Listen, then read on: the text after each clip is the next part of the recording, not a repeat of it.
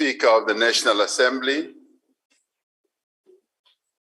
Ms. Nosiviwe Mapisa Ngakula, Chairperson of the National Council of Provinces, Mr. Amos Masondo, the Premier of KwaZulu-Natal, Mr. Sihle Zikalala, the Premier of the Eastern Cape, Mr. Oscar Mabuyane, honorable members,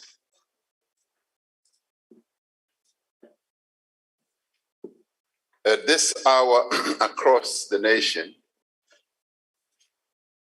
men and women of all faiths and beliefs are observing a moment of prayer for those who lost their lives and for those who are still suffering as a result of the catastrophic floods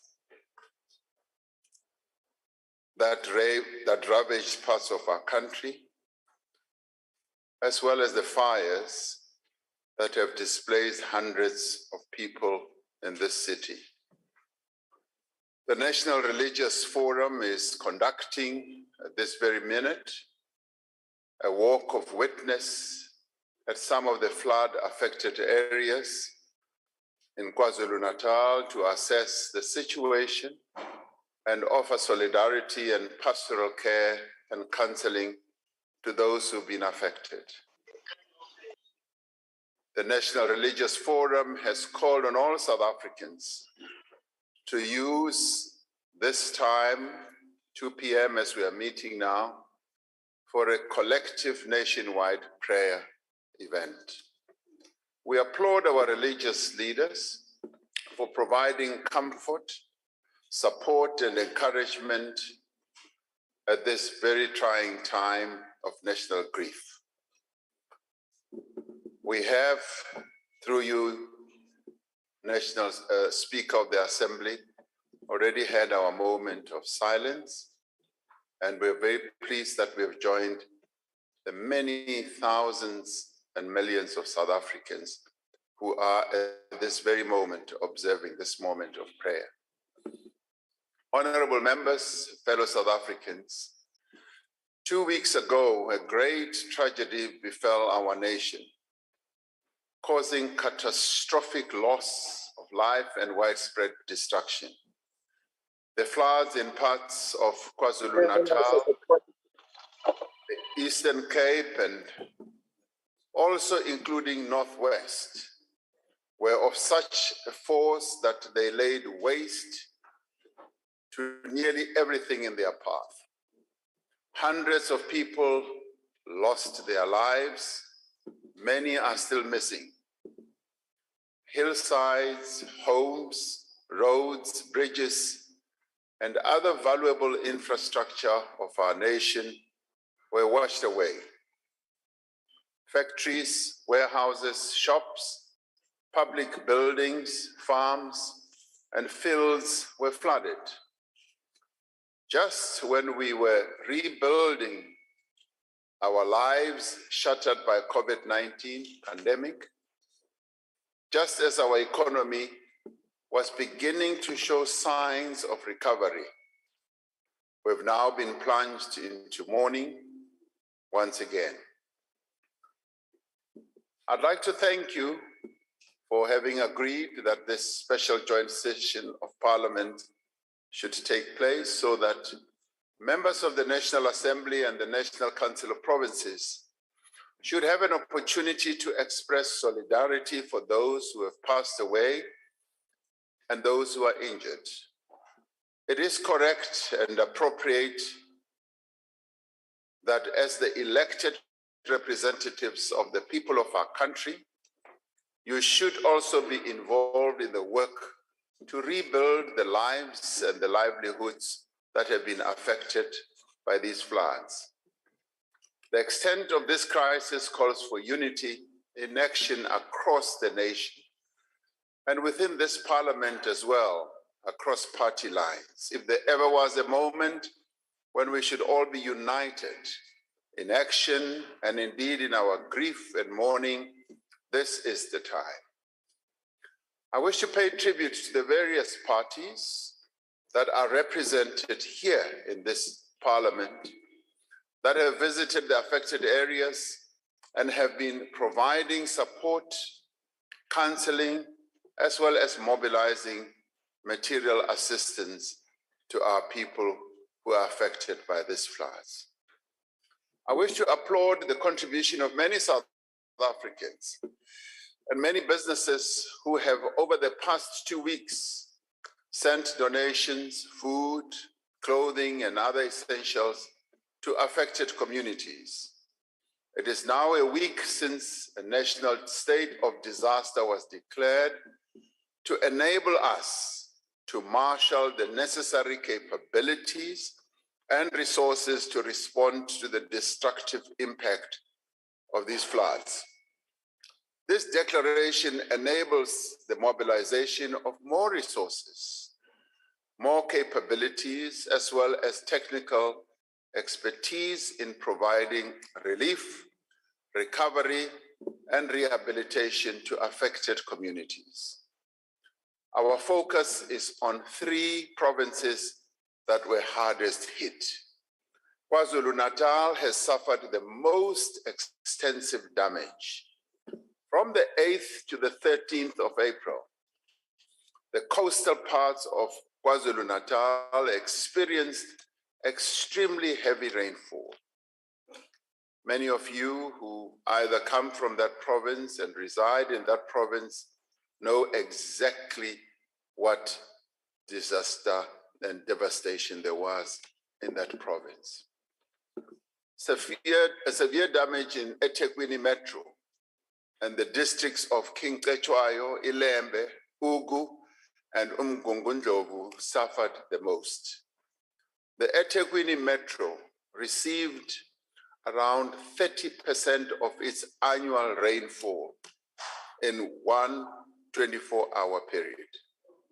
Put differently, in just one day, the city received the equivalent of 110 days of rainfall. The resulting deluge led to the loss of at least 435 lives in the province. At present, there are 54 people still missing or who are unaccounted for. Over 5,700 houses have been completely destroyed and nearly 10,000 houses have been partially damaged. Around 630 schools have been affected and over 100 schools are not accessible at present. Sadly, and perhaps this is the saddest part, 58 learners of various ages and 1 educator have passed away. 5 learners are still missing.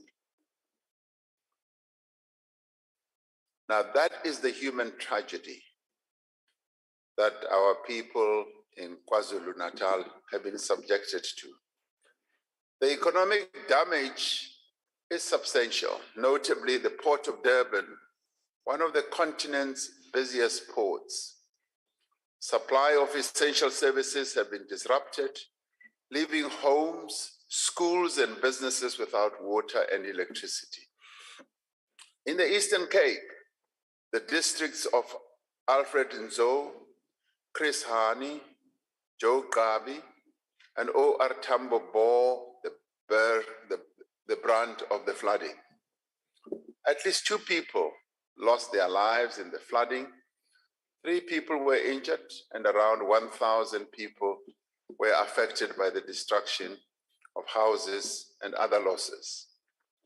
I will be visiting the Eastern Cape in due course to go and assess the extent of the damage that has been suffered by our people there.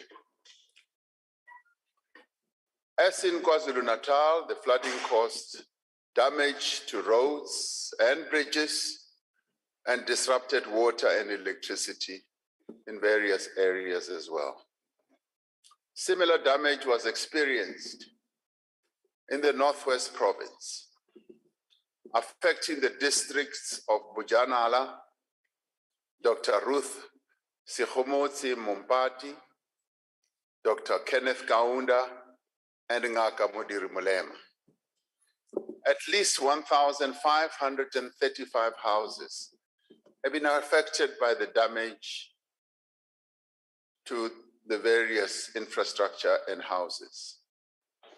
By declaring a national state of disaster, the responsibility for coordinating and managing the disaster is that of national government, working closely with provincial governments and our municipalities. We are responding to this disaster in three overlapping phases. The first phase is focused on humanitarian assistance, on ensuring that all affected persons are safe and that their basic needs like food and water are met.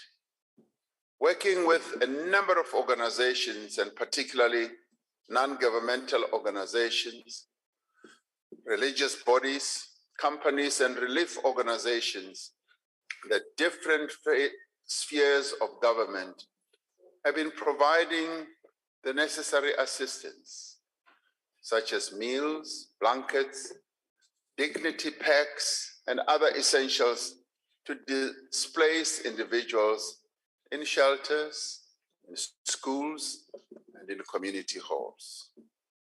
And some of these, I must say, have not been adequate. And some of these have not provided the necessary dignity to our people. And it is for that reason that I have said our people must be moved with greater speed to temporary accommodation.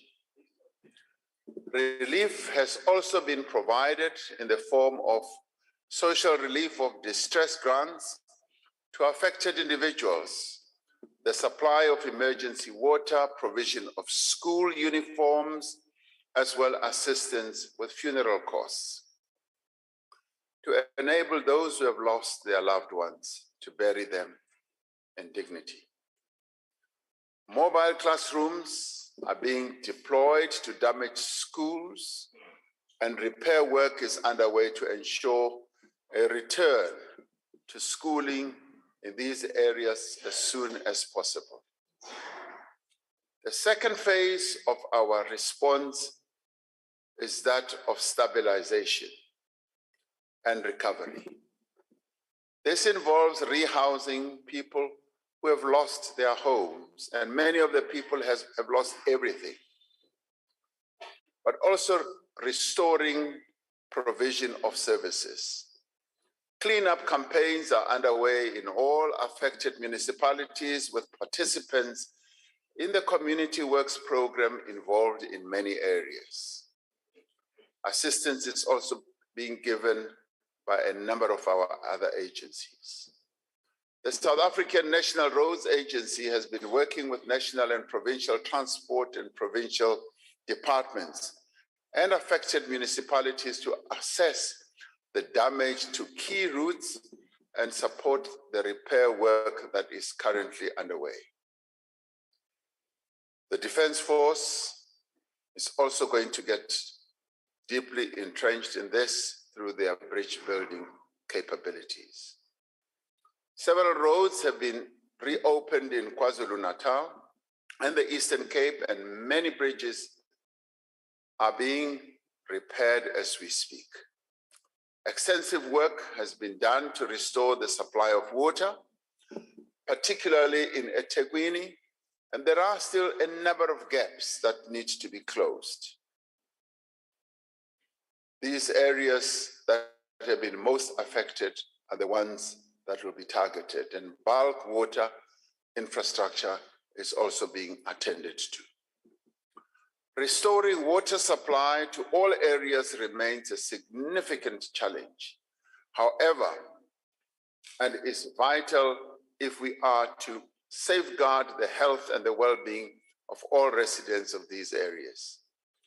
Electricity has been restored in most areas of eThekwini and other affected municipalities, although there is still a high volume of faults that are being reported as we speak, and these need to be attended to.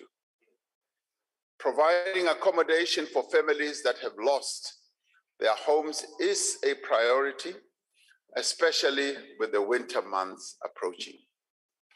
This involves, in the immediate term, the provision of temporary residential units and a voucher system for households to rebuild partially damaged houses.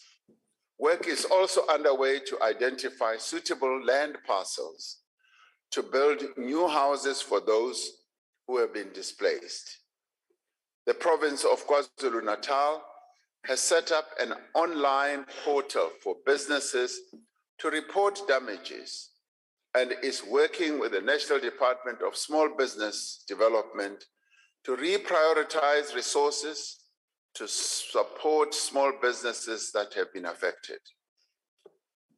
The third phase, Madam Speaker, in our response is focused on reconstruction and building. Engineers have been deployed with several public and private entities and from a number of other provinces to assist with technical assessments of the damage to infrastructure and to advise on immediate and longer-term measures to repair and to rebuild. Access to the Port of Durban has been restored through temporary repairs to the Bayhead Area Road, and work is underway to return the road to its previous condition and possibly enlarge it into a 4-lane road. Honorable members, all the areas affected by the flooding will require significant commitment of resources to recover from this disaster. We will need to mobilize substantial funding within a fiscal environment that is severely constrained. We have to provide support to displaced households and rebuild roads, bridges, buildings, and other infrastructure, while at the same time sustaining expenditure measures in support of the reconstruction and recovery of our economy. We must respond to the impact of these catastrophic floods at a time when we are still counting the cost of COVID-19 pandemic and the July 2021 public unrest.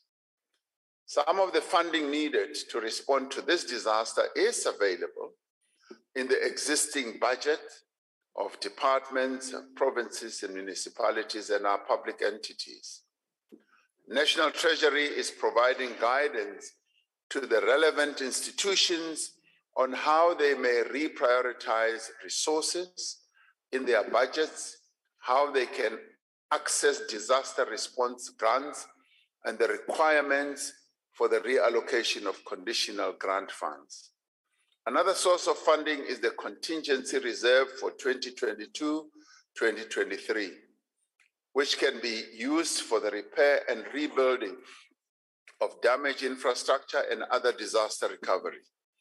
It will, however, only become available once the 2022 Appropriation Act is enacted. The Solidarity Fund is also putting in place dedicated teams to assist with humanitarian and other forms of relief. As it did with COVID-19 response, the fund has established an account to receive donations from organizations, companies, and individuals. Government will make an initial amount of funds available to the Solidarity Fund, as I said, to enable it to undertake the necessary work. This is an important part of the broader effort to build social partnerships that draw on the best talents, as well as the capabilities of both the public and private sectors. National Treasury is continuing to interact with various state institutions involved, including the National Disaster Management Center, to assess the extent of any additional funding required to respond to the disaster. It is clear, honorable members, that more money will be needed to deal with the reconstruction and rebuilding work that we must undertake. We have to ensure that all funds used to respond to this disaster are spent effectively. It is a great source of shame when this disaster struck, the most burning public debate was around fears that the resources allocated to respond to this disaster would be misappropriated or wasted. This shows us just how tired the people of South Africa have become of corruption. It is a stern reminder to all of government and businesses providing goods and services that the people of South Africa will not stand for acts of self-enrichment at the expense of those who have already lost. And that is why several measures are being taken to strengthen oversight and accountability. Working together with the National Treasury, the Auditor General will conduct real-time audits. Repeat, real-time audits on the emergency flood relief funds. This will provide independent assurance of whether public funds have been appropriately accounted for and were used for their intended purposes. These audits aim to prevent, to detect, and to report on the findings to ensure an immediate response to prevent leakage, potential fraud, as well as wastage. They will equip accounting officers and accounting authorities to act quickly on weaknesses in controls and prevent further losses. They will also enable immediate oversight as well as consequence management. National Treasury is also strengthening reporting requirements with respect to expenditure on disaster relief. To improve monitoring and ensure greater transparency, the details of all disaster-related procurement by public institutions will be published on the Treasury website to allow public scrutiny of these procurement transactions. These storms, honorable members, resulting loss of life and the destruction of key infrastructure are a reminder that climate change remains the biggest single threat to the future of humanity. The South African Weather Service notes that extreme weather events are more prevalent in recent times across most regions of the country. The effects of climate change are already being widely felt and are expected to increase the severity over the next 20 years. These impacts are directly affecting people, they are affecting economies and the natural world. Our country has made significant progress in putting in place the architecture to reduce our carbon footprint and make our economy and society more climate resilient. In August of 2020, Cabinet approved the National Climate Change Adaptation Strategy. This strategy guides our efforts to build resilience and reduce vulnerability of communities to climate change. The adaptation strategy aims to ensure that climate resilience is factored into every aspect of government planning, from water use management to the construction of human settlements, from public transport to infrastructure, from disaster management to energy. As we rebuild from this disaster, we need to ensure that we are guided by the principles and approaches contained in the adaptation strategy. There is no shortage of heroes in our country, honorable members. We have seen it once again during this disaster. Amidst this crisis, we have seen acts of great heroism on the part of citizens, non-governmental organizations, and community groups, as well as leaders.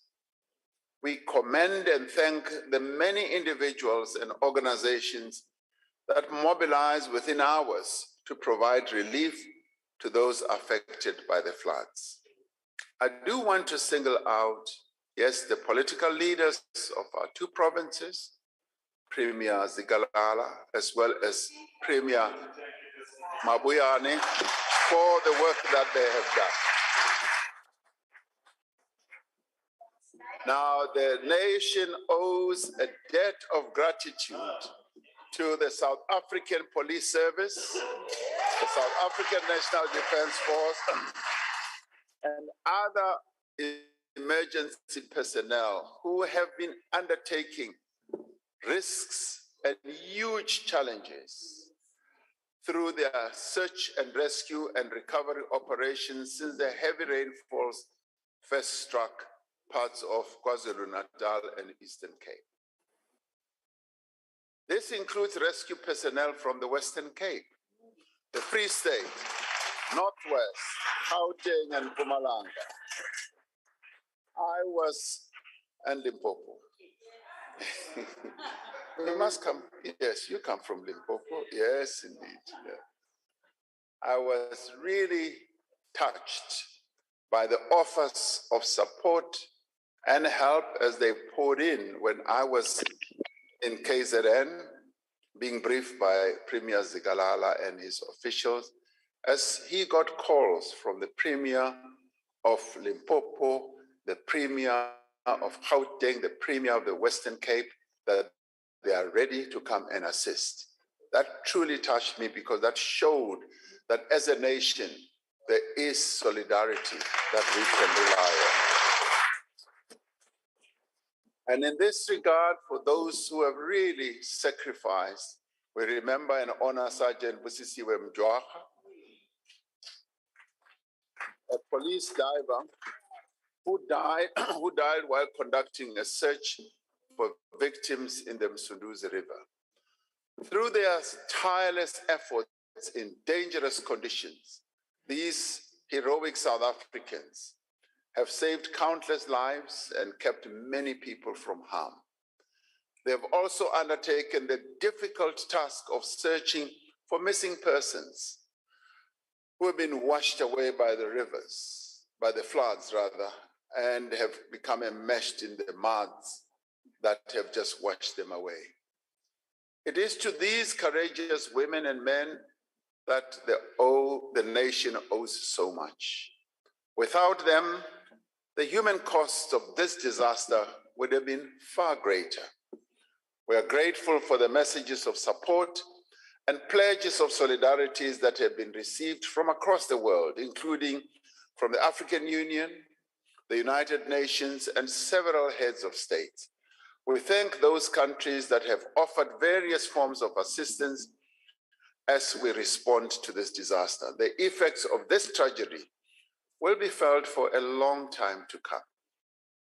The trauma of losing loved ones, homes, and businesses will take a long time to heal. Over the past few years, we have found ourselves at a crossroads many times.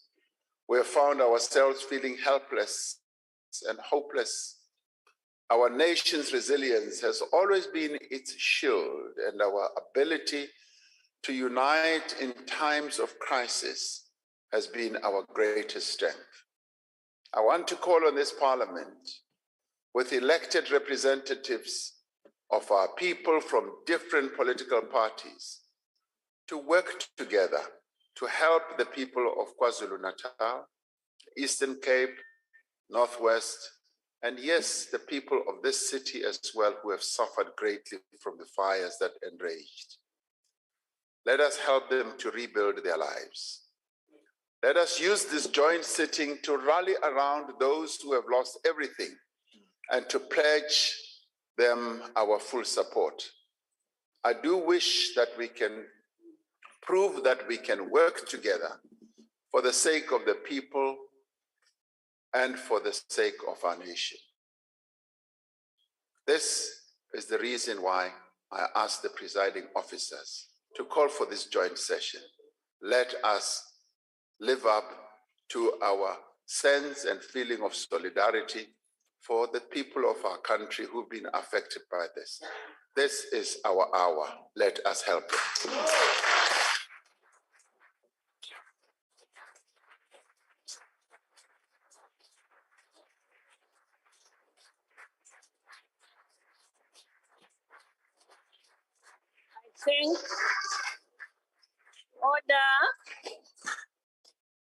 I thank the Honorable President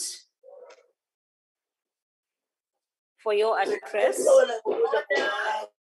And order, members, may I plead with you to keep your masks on. This is a very small venue for our sitting, for the numbers which are in here. And there isn't enough cross ventilation, as you can see. So we request that you keep your mask on, please. Thank you once more, Honorable President. I now invite the Honorable, the Deputy Chairperson of the Council of Provinces.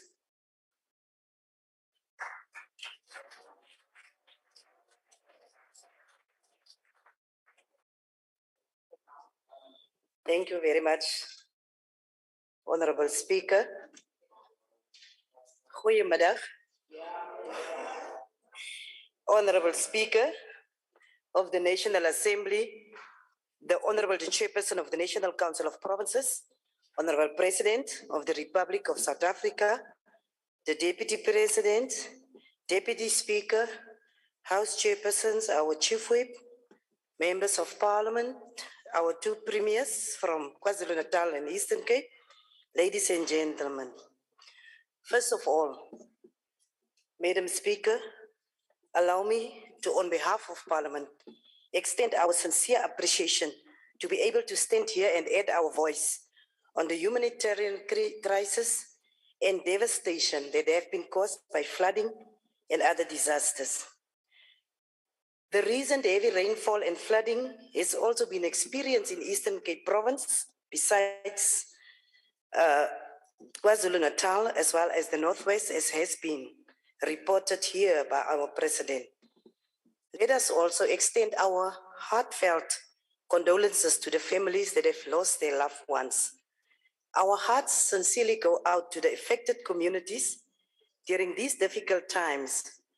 We still have to deal with the physical, emotional, and psychological impact of this natural disaster. We want to further assure our people across the length and breadth of South Africa that Parliament has already activated its all-encompassing oversight machinery in order to respond to all pressing facets of this natural disaster. Honorable members, Tedros Ghebreyesus, the former Minister of Finance in Ethiopia, contextualizes the multifaceted nature of natural disasters when he stated, and I quote, "The specter of climate change threatens worsening natural disasters, rapid urbanization, forced migration, and economic hardship for the most vulnerable. Despite significant global advances and inability to effectively address epidemics, and the health emergencies still prevail and continuously threaten global health security and economic development. The effect of this natural disaster is indicative of the deepening and multifaceted developmental challenges that we continue to face as a country. The floods are threatening to deepen existing social and economic inequalities, with the poor sinking into deeper levels of general poverty and cyclical vulnerability. It is also worth noting that joblessness is at an all-time high in the country, with many, and I've close quote, President, with many being forced to do precarious work, which does not provide long-term sustainability. Women and youth remain significantly vulnerable, with unemployment, particularly amongst those of working age, being mostly affected. We must therefore be mindful that we should not only be focusing on the provision of relief for those affected, we must equally activate economic recovery, growth and development response plans so as to provide sustainable solutions to the developmental regression that has impacted not only on the affected provinces, but the rest of the country. The natural disaster take place against the backdrop of the COVID-19 pandemic, which in itself continues to cause far-reaching social and economic distress. As we strive forward as a nation to emerge from the throes of the economic inertia that has been caused by the COVID-19 pandemic, the state machinery broadly must continue to strive to give full effect to all economic recovery measures targeted at provinces, metros, districts, and localities. Mr. President, under your leadership, you have ushered in various reforms to respond to the developmental challenges that have been created by the COVID-19 pandemic, including various other pre-existing challenges. We now require an urgent activation of all forces, resources, and social compact to implement the grand plans already announced to ensure their effective implementation. This natural disaster once again urges a concentrated, unified, and integrated approach to respond decisively and speedily to the hardships faced by our people. As we grapple with the reality that our developmental agenda now faces significant resistance due to the onslaught of not only the pandemic, but also the looming natural disasters, we must also strengthen all efforts aimed at implementing relief measures to assist those affected by this natural disaster. We have reached a tipping point in our developmental era under the South African democracy, where we cannot simply congregate for an exercise of exchanging insults and apportioning blame. The current state of our economy, as exacerbated by various other external shocks known to all of us, demands a change in attitude and commitment so as to restore the promised dignity of living under the auspices of a democratic South Africa. Climate change has been a subject of decades of global scientific studies. Set up in 1988, the Intergovernmental Panel on Climate Change and its 2007 report reflects a firm consensus based on more robust findings that human-induced climate change is now unequivocal. It is already well underway and is occurring faster than expected. The flooding along the parts of the eastern coast serve to remind us to prioritize the disaster risk management, South Africa's Disaster Management Act, and the National Disaster Management Framework, which guides the implementation of the acts. These legislative instruments emphasize the importance of the integration and coordination of risk reduction across all spheres of government. The lack of access to insurance and social protection means that people in poverty are often forced to use their already limited assets to buffer disaster losses, which drive them into further poverty. Poverty is therefore both a cause and a consequence of disaster risk. We must also take into consideration the cyclical and generational nature of deeply entrenched poverty and inequality in South Africa, which begets that the children of the poor will give birth to a consecutive generation of poverty-stricken masters. I therefore want to concur with historian and author Nathaniel Philbrick when he states, and I quote, "In all natural disasters through time, man needs to attach meaning to tragedy, no matter how random and inexplicable the event is." Moving forward, In dealing with the devastation caused by the catastrophic flooding, we need to embark on joint integrated planning, which will enhance the power and functions of our institutions, which include the ability to work in a cooperative manner, so that there is greater cohesion and a positive impact in the lives of our people. We must continue to strengthen the district development model, which is an operational model for improving cooperative governance aimed at building a capable, ethical developmental state. As Parliament, we have taken a decision to establish an ad hoc joint committee on flood disaster relief and recovery, among other things, to ensure a coordinated oversight approach and oversee the response and implementation of the relief measures by government. We will also provide the mechanisms and platforms for communities to voice both positive feedback and criticism to those providing humanitarian assistance and for them to receive the appropriate redress for issues Honorable raised. member, your time has expired. Thank you. Thank you. I'm really not used to that. Thank you very much, Honorable Speaker. Thank you very much, Honorable President. I now invite the leader of the opposition.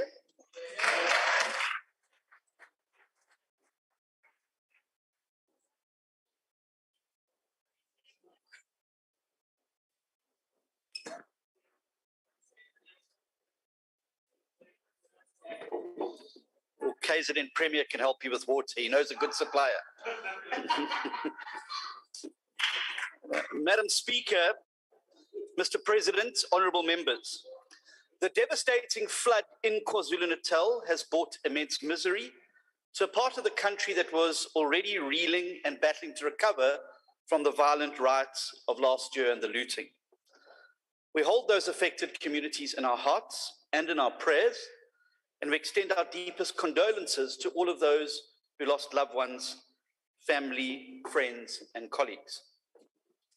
We can rebuild homes and streets and bridges, but we cannot bring back the 435 South Africans who've perished in this disaster.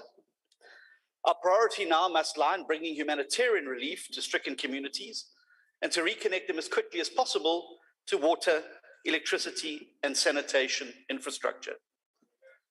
It's been over 2 weeks now, and there are still far too many communities that still are living without water and without electricity. In many areas, there are still no signs of the promised water tankers, which very easily could have been brought in from other provinces to assist. Mr. President, if widespread access to clean water is not restored quickly, we are going to see the outbreak of a second disaster in the form of deadly disease.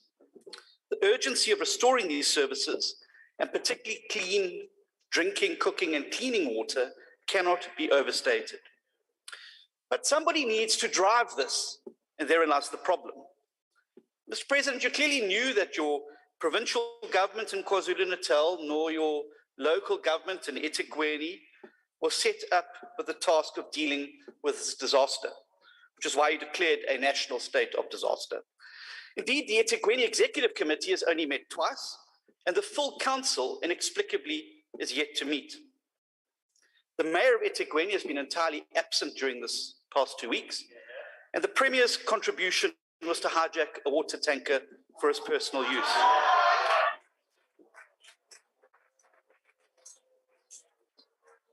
Mr. President,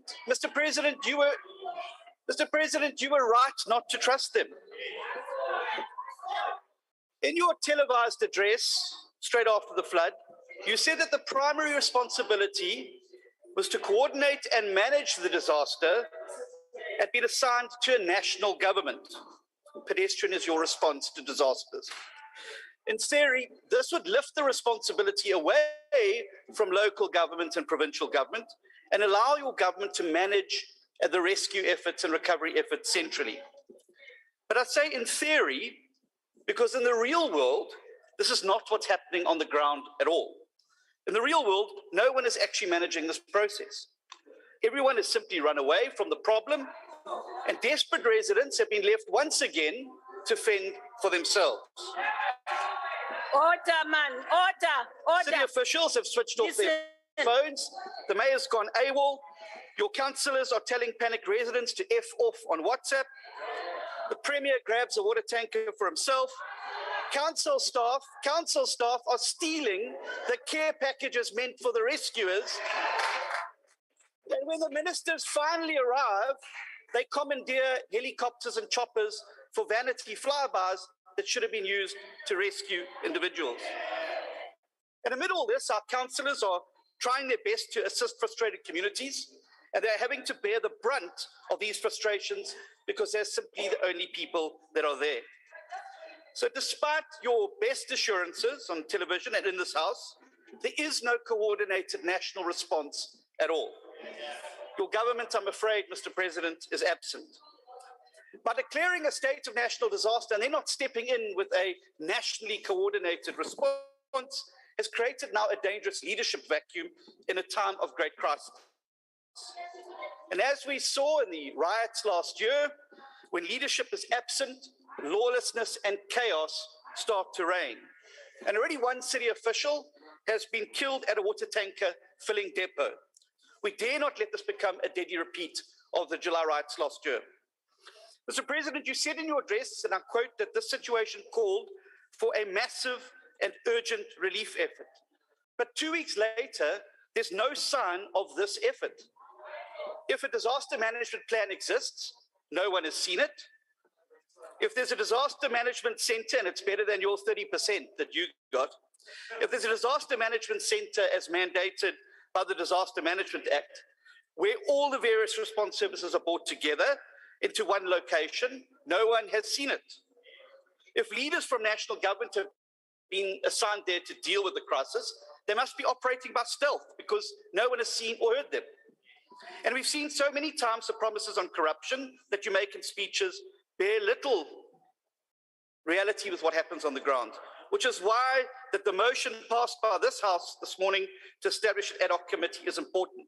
Oversight must be exercised because we've seen what happens to your government when there's no exercise of authority from this House.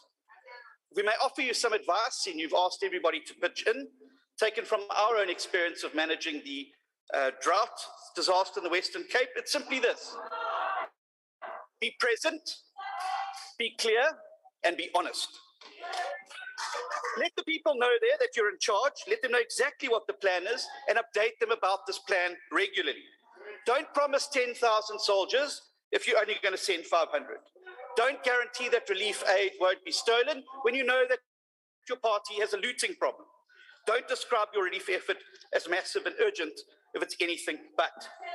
We need to have a live dashboard to share real-time information on dam levels and water usage. And you need to be able to communicate the repair of infrastructure to people. People need to know who is in charge of coordinating government's disaster response. So tell them the details of the plan. Who is in charge of humanitarian relief? Who's in charge of the next phase? The stabilization and recovery. This needs to be a clear and published and publicly available plan. Tell them where they can report their issues. Give them the assurance that these will be acted upon. You're dealing with people, Mr. President, who have been through a terrible ordeal. They're extremely vulnerable. They need reassurance, and they need to know that they can trust you. Be present, be clear, and be honest. You cannot disappear in a crisis. Thank you.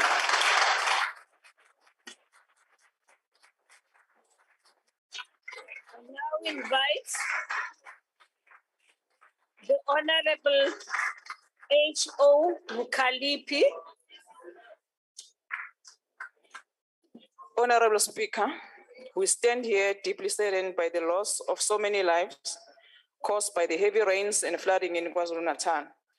We send our heartfelt condolences to the families and friends who lost their loved ones during these difficult times in KZN. Even to this day, some family members are still missing, and their families are helpless, frustrated, and have lost hope that they will ever get to see them again, or even get a chance to bury them. Some of the stories are deeply disturbing, Honorable Speaker, such as the story of Miss Nonhlanhla Mazeka of Ward 53 Maudi, okuthe uma kuqala izimvula, In the middle of the night, on 11 April 2022, she went to the neighbors, eyoboleka ipiki ukuze avule umsele wamanzi emva kwendlu yakhe. While she was still at neighbors, the house with 3 members of her family was washed away.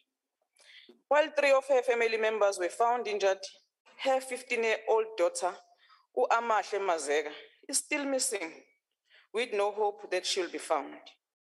The same goes for Nkosi family in Ward 57, whose daughter Untombentle Nkosi was a grade 9 student of Amandletu Secondary School, got swept away by floods and has not been found to this day. Umndeni wakwaButhelezi, Ward 59, eMautan, Honorable Speaker, wona ke ulahlekelwe amalunga amathathu omndeni. Ugogo, umama, ingane. Abakwazanga ke ukuthi ba-afforde i-funeral yamalunga omndeni as umndeni. Kwasiza omakhelwane ukuthi bahlanganise ukuze amalunga amathathu omndeni angcwabeke. Lokho kwenzeka after i-eThekwini municipality have announced ukuthi those who need intervention of 15,000 rand will be available to assist families who can't afford to bury their loved ones with dignity. That was not the case with this family. Let alone the ward councillor Mhlongo of Ward 59 was told to go and check the family and assist the family. Unfortunately, it didn't happen with the Buthelezi family. These floods are the earliest signs of the trouble that awaits humanity if we fail to act now to mitigate and adapt to climate change. We have been forewarned that the careless type of nature exploiting development that humanity has embarked on over hundreds of years went over and above what the natural system could accommodate. Southern Africa and Africa at large is paying for the sins committed by the global north, which has been burning fossil fuels without care for generations. The development they pride themselves of has laid the ground for the destruction of humanity. The heavy rains in KZN and in the Eastern Cape are as a result of climate change, and we as a country have not planned sufficiently enough to deal with impacts of climate change. Our municipalities are poorly equipped, the drainage systems are not working, the ability to respond and help people in times of natural disasters such as these ones is almost non-existent. The poor workmanship of public infrastructure, such as roads and bridges, is going to cause more discord for people as incidents like this happen. The poor quality of houses that our people are forced to stay in contributed to the massive death toll in KZN, Mr. President. Poor people are going to feel the pain of climate change far more than the rich, and the government must pay specific attention to ensuring that the construction of public infrastructure is not done by clueless people who get given tenders simply because they're the ANC members. This disaster also calls for a strengthened government able to respond to social disasters without stealing from the poor. The monies that will be made available to deal with the disaster must be fully accounted for, and they must be utilized to fully authorize state institutions. We cannot hand over the functions of government to unelected people. The state, together with the citizens of KZN, must lead the rebuilding to that province, and anyone who is found to be stealing from the citizens must be arrested. We as the EFF, we will be on the ground, Honorable Speaker, as we have always been. Work together with our people and they try to build their lives. We thank the religious communities who have made spaces available to accommodate the destitute. We wish the people of KZN strength during these difficult times. I thank you. Thank you, Honorable Member. I now invite Ubaba Ushenge, Honorable MG Buthelezi. I now invite Honorable Speaker of the Assembly, thank you. Your Excellency, our President, and Honorable Chairperson of the National Council of Provinces, His Excellency, the Deputy President, Honorable Ministers, Honorable Deputy Ministers, and Honorable Members of the Assembly. On Sunday morning, Madam Speaker, Princess Lindiwe kaJohnson katshela ndoda kaDinizulu laid to rest her daughter, Princess Bonakele, and 4 of her grandchildren, uYenzokuhle, uElimiyo, uAkhile, and Zekhethelo. And all 5 were lost when their house collapsed under unrelenting floods in Hammarsdale. This unspeakable tragedy is one among many that have brought us to our knees again. Honorable Madam Speaker, families throughout the KwaZulu-Natal and in the Eastern Cape and Northwest are mourning the loss of loved ones, some of whom are yet to be found, as has been said repeatedly in this assembly. Homes have been destroyed, and entire communities are living in school halls and church halls, trying to make sense of a life which is utterly changed. I wish to put on record, Madam Speaker, Your Excellency, my appreciation of the mutual feelings of His Majesty King Mesuzulu Kazolithini and Your Excellency on the decision that has been made to postpone the date of the installation or coronation of our King in these very dire circumstances. On behalf of the Inkatha Freedom Party, I express my deepest condolences to all that our people have lost their loved ones. We'll be picking up the pieces clearly for a very long time to come. As you have stated, Your Excellency, while sinkholes maintain the threat of further infrastructure damage, already the task of rebuilding roads, bridges, and buildings is enormous. Yet the damage goes well beyond infrastructure. Countless rural families survive through subsistence farming. An entire season of crops has been destroyed and livestock lost. The threat of hunger looms hard. So too does the threat of a spike in COVID cases and other illnesses as we battle to restore water supply, electricity, even in central business districts, as you have indicated, Your Excellency. Under these dire circumstances, we thank Your Excellency, the President of the Republic, for declaring a state of disaster.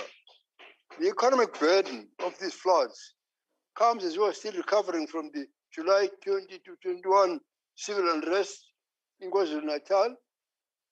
KwaZulu-Natal has been hit again and again with hardship.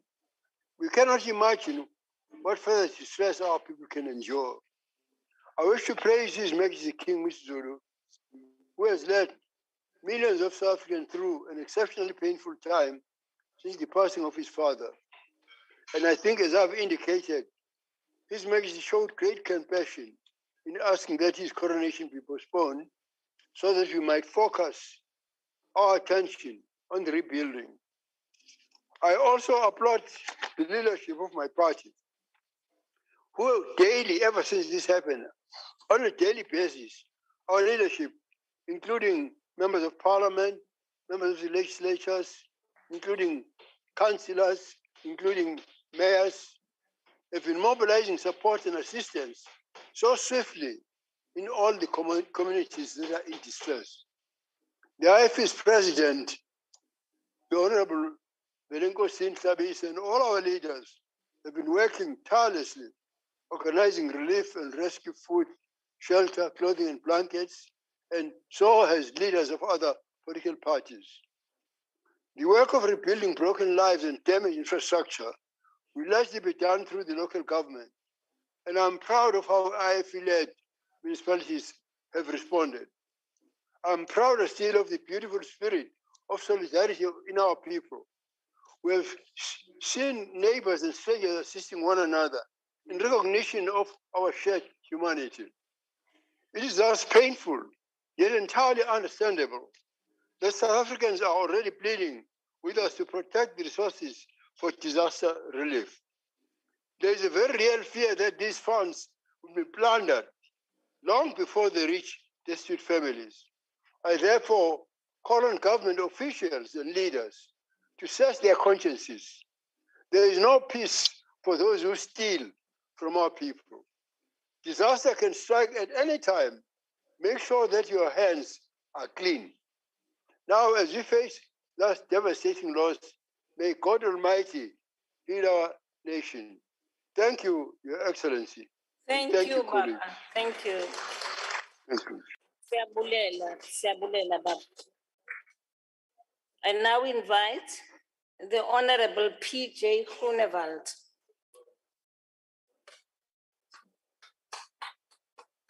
Geachte Speaker, deur u die agbare president. Agbare president is reg. Ons moet bid. Maar ons moet nie net bid wanneer daar 'n ramp plaasgevind het nie.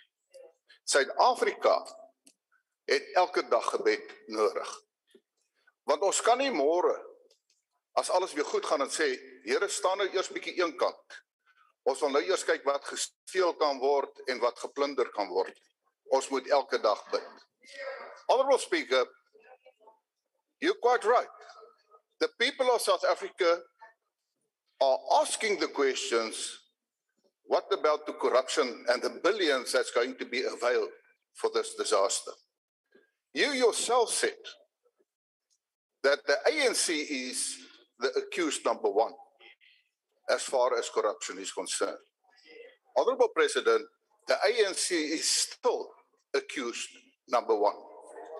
It is the words you've used in 2019 with the funds. You also said that you will ensure that the money appropriated and allocated will be used for that purpose. And you said that the Treasury and the Auditor General will see that it happens. Now you say it again. The only difference now is real-time audits. Now, Honorable President, please don't let us wait for an annual report from the Auditor General. Let us also get real-time reports on what is happening. Further on that, Honorable President, is that we already heard about the corruption taking place at this time, as we speak. I can assure you that there are certain hyenas and vultures waiting at the gates for the funds and the gates to be open so that they can loot. Honorable President, I appeal to you that it is not only about funds that is available now, but also for the future, as specifically as far as infrastructure is concerned. And I appeal to you that those contracts must be publicized and be open for public scrutiny. Honorable President, we must also be honest. The flood in KZN is not only a natural-made flood, it's also a man-made disaster. In this sense, that there was not proper planning. And as far back as 2019, for instance, the Chamber for Commerce and Industry already appealed in that disaster to the eThekwini municipality to look at the infrastructure which they did not properly did. Finally, Honorable Chairperson, my time is catching up. Ons vind nou eers uit wat was die waarde van die kommandostelsel wat in 2007 afgeskaf is. Die kommandostelsel was mense en die lede was van die gemeenskap wat onmiddellik kon opgetree, wat die omgewing ken. Maar ons het nie meer daardie stelsel nie. And therefore I will appeal also to the President to seriously let the Honourable Minister, for instance, Defence, look at a system of a home guard. This is not going to be the last disaster we're going to have. It's the future ones that will also have to be looked after. Lastly, Honorable President, we have these disasters, but I want to emphasize the biggest disaster South Africa has at this moment is the fact that we have an ANC government that is incompetent to prevent corruption. I thank you. I thank you, Honorable Member.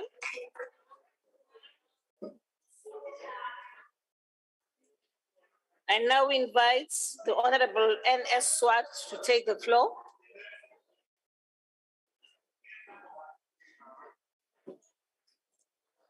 Thank you, Speaker. Honourable President, on behalf of Reverend Meshwe, the ACDP would like to express its heartfelt condolences to all the families who have lost loved ones during these recent floods. We also pray for a speedy recovery of all those who were injured, and we join all those that are praying today, Honourable President. And it is significant, Honourable President, I would plead with you also to bring in the faith-based organizations. Not only are they praying, but they're also effective in action, for we know that faith without action is worthless. And they are there to assist at this time, not only with much needed pastoral care and spiritual care, but also practically on the ground. Just think if every church, if every imam, or if every mosque or every synagogue could be motivated to work together to help at this desperate time. Honourable President, you have correctly pointed out that the people in KwaZulu-Natal have had to face a lot in these last 2 years. First, the COVID-19 pandemic, then last year's rioting and looting, and now these devastating floods and fires that have literally washed their lives and livelihoods away. Humanitarian is desperate. Water, electricity, sanitation is desperate. And it would, Honourable President, I feel so deeply about the humanitarian crisis, but it would, as so many other speakers have indicated, be truly tragic if those who have suffered so much were again to fall victim to corruption and incompetence from those officials meant to help them in this desperate hour of need. And so we share the concerns that you've expressed, that so many other people have expressed, about the billions of rands of funds that need to be properly spent, the concept of servant leadership, Honourable President, and the concept of stewardship, rentmeesterskap, of state assets and state funds, that they must be properly spent for the best of the citizens. And so from my justice background, I welcome, and finance background, I welcome the real-time audits of spending that are to be announced. This we welcome. I also welcome the fact that the procurements will be made public for accountability. That is a very positive aspect. And President, we need to urge citizens and officials to blow the whistle on corrupt and illegal procurement processes. Indeed, it's incumbent upon any person who holds a position of authority in both the public and, remember, the private spheres to report corrupt activities where more than 100,000 rand is involved. Section 34 of the Prevention of Combating of Activities Act. So let us take a united stand at this time in our nation. Let us stand together at this great, desperate humanitarian crisis. Let us stand together and say, Panzi corruption and looting. Panzi, Pambil, South Africa, Pambil. Thank you so much. Thank you, Honourable Member. The Honourable NLS Kwangwa. Pambili, not Pambil, Pambili.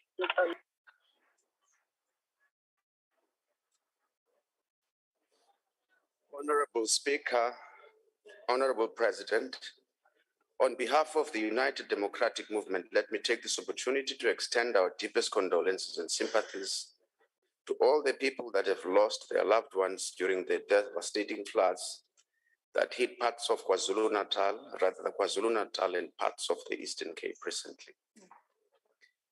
President, due to this disaster, our people, as we've already indicated, have experienced extreme losses that are going to impact their lives for a long time to come. It is indeed therefore important and vital for government as a whole to intervene and play its part in ensuring that the affected persons are safe, and that at the very least in the short to medium term, their basic needs are indeed met. However, President, I'm sure you'll agree with us or understand that most of us take some of the commitments you've made with a pinch of salt because of the incidents that happened in the recent past with COVID-19, resources that were allocated to help our people who ended up in the pockets of greedy comrades.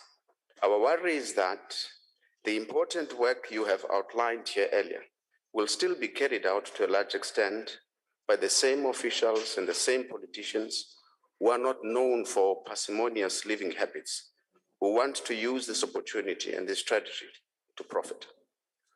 We are saying, President, we welcome, for instance, one of the measures you've made, you are going to put in place where online audits, real-time audits rather, are going to be an order of the day. But it is important that during the tender processes, as we follow them, that we ensure that tenders are awarded to highly skilled and deserving companies. If there's anything the recent floods have taught us about infrastructure, is that tenders must be given to companies with experienced engineers to minimize chances of crumbled bridges and roads swallowing vehicles in cases of heavy rains. It is also important that those who misappropriate public funds must be held to account. We want to also call on the private sector to say, if you recall in 2017, when there were fire in Neisner, the private sector in a very short period of time donated more than 30 million rands. But whenever there are fires in informal settlements in KZN, we are talking about, for example, Standard Bank, I'm sure you had 2 million rands, they donated 10 million rands during the Neisner saga. If you were to consider Absa, 10 million rands, I accept, but there were also other companies, private sector, Pick and Pays and others that donated, they came to the party. Now the whole province is affected, but it seems like people aren't moved by it. I wanted to quote from Maya Angelou, but my time has run out, Speaker, I see. I wanted to quote from Maya Angelou. When I think of death by Maya Angelou, says, I can accept the idea of my own demise, but I'm unable to accept the death of anyone else. I find it impossible to let a friend or relative to go to that country of no return. Disbelief becomes my close companion and anger follows in its wake. She says, I answer the heroic question, death, where is thy sting? Because it is here in our hearts, minds, and memories that they exist for eternity. Quoting another Maya Angelou poem, she says, they existed, we can be and be better, for they existed. May their souls rest in peace. Thank you, Honorable Kwankwa. Honorable S.A. Lutuli.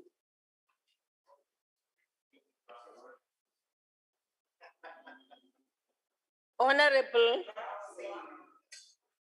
S.A. Lutuli.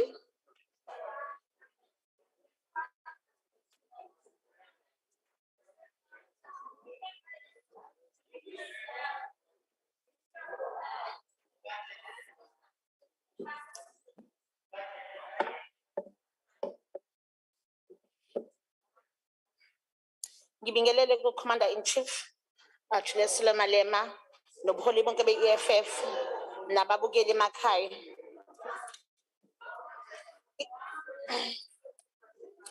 Economic Freedom Fighter iyaqhubeka nokudlulisela amazwi enduduzo emindenini nabangani kulabo abalahlekelwe izihlobo nabathandiweyo babo kulezi zimvula ebezizikhukhula esenzeke endaweni yaKwaZulu-Natal.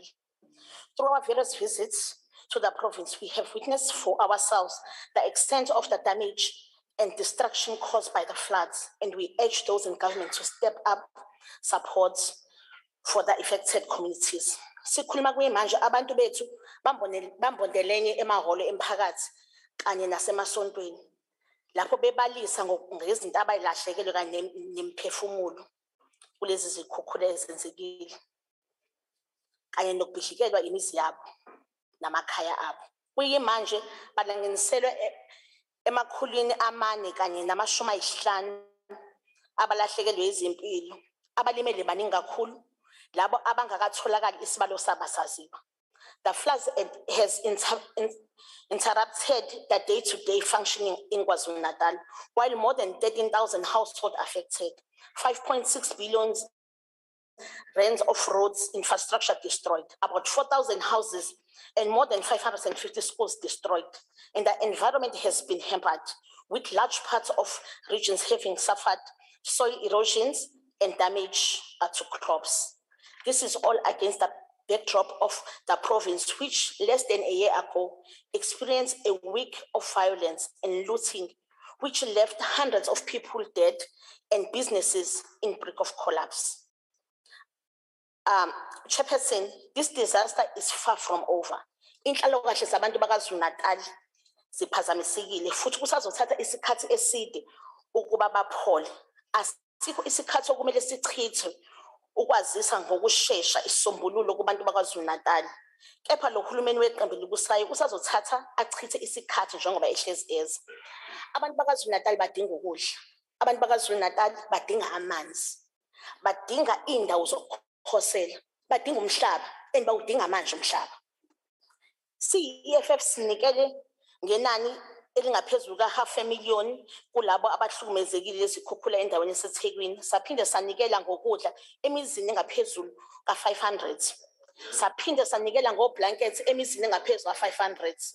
Sanikela ngezimpontshi zokulala emizini engaphezulu ka250. Sibonga our commander in chief Julius Silumalema ngomusa nothando alikhombisa abantu bakaZulu-Natal kulesi sikhathi. Yize sikuqonda ukuthi order, honorable members. Yize sikuqonda ukuthi lo hulumeni awukwazi ukuvimba izibhicongo zezimvula ezinamandla ezenze ukuba kube khona izikhukhula, kepha ungakwazi ukugwema izinto ezenziwa ngamabomu ezifana nokungabi khona kohlelo lokugeleza kwamanzi, imigwaqo emimbi namabhuloho angekho esimweni. Those in government must find ways to prevent floods from occurring. Warning system must be set up so people have enough time to save themselves and positions in case of natural disasters. Abantu bakithi kumele bakhelwe izindlu ezisisimeni ezizokwazi ukwamukela nokumelana nezimo ezimbi zemvula ezinamandla. Akuyeke ukusetshenziswa izinto zokwakhiwa ezishibhile ukwakha izindlu. Uhlelo lokugeleza kwamanzi kumele uthuthukiswe ukulekelela ukumamatha nokumelana namanzi amaningi asuke geleza. Quality roads and bridges must be built which will sustain all weather conditions. The consequence of floods must be known and steps must be taken to prevent it. We urge the ruling party to look to the other advanced countries which experience heavy rainfalls throughout the year, but yet never experience floods. Sihlalo singiqeda sithanda ukubonga wonke ama-ground forces, ama-fighters, nawo zonke ezinye iy'nhlaka zomphakathi ey'kwazile ukusiza abantu baseThekwini, abantu baseLembe, abantu baseGwini, abantu baseKingcetshwayo, kanye nabantu baseMgungundlovu abahlukumezekile ngenxa yalezi zibhicongo. Let us continue with our efforts to provide aid, for the recovery phase is upon us and is often the most difficult phase of the disaster. Ngiyabonga. Siyabonga kakhulu. Honorable, the Premier of KwaZulu-Natal.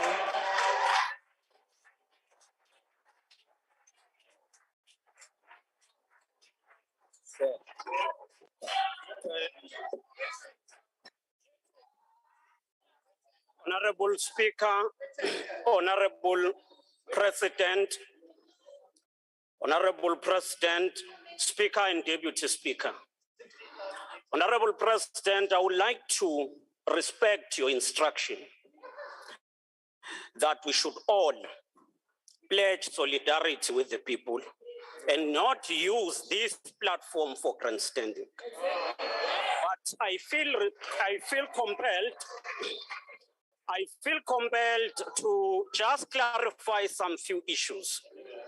Firstly, while we have made the public statement about the spat in Lamesi, the fact is that in Lamesi, I've been supporting that community for more than a year, including organizing water. Post that incident, I have provided them with 4 static tankers. But more than that, why I should do that? There is a councillor, but the councillor is missing in action. Councillor Pulani from DA. When I've said this, the leader of the opposition, one of the things we must do, we must stop discrimination. The leader of the opposition in this house come to the very same ward, Ward 58. He chose to go to upmarket area, Umdloti, and ignore the people of Lamis. West of that, he does not visit those people who were in halls where they are accommodated. Point of order. On behalf of the Order. people of KwaZulu-Natal, Order. we wish to convey our Order. gratitude to South Africans Premier, from order. all walks Premier, of order, life. take your seat. Please, honorable member, point of order. All right. Thank you, Honorable Speaker. The leader of the opposition has used an offensive Order, man. has used an unparliamentary language by claiming that the Premier is lying.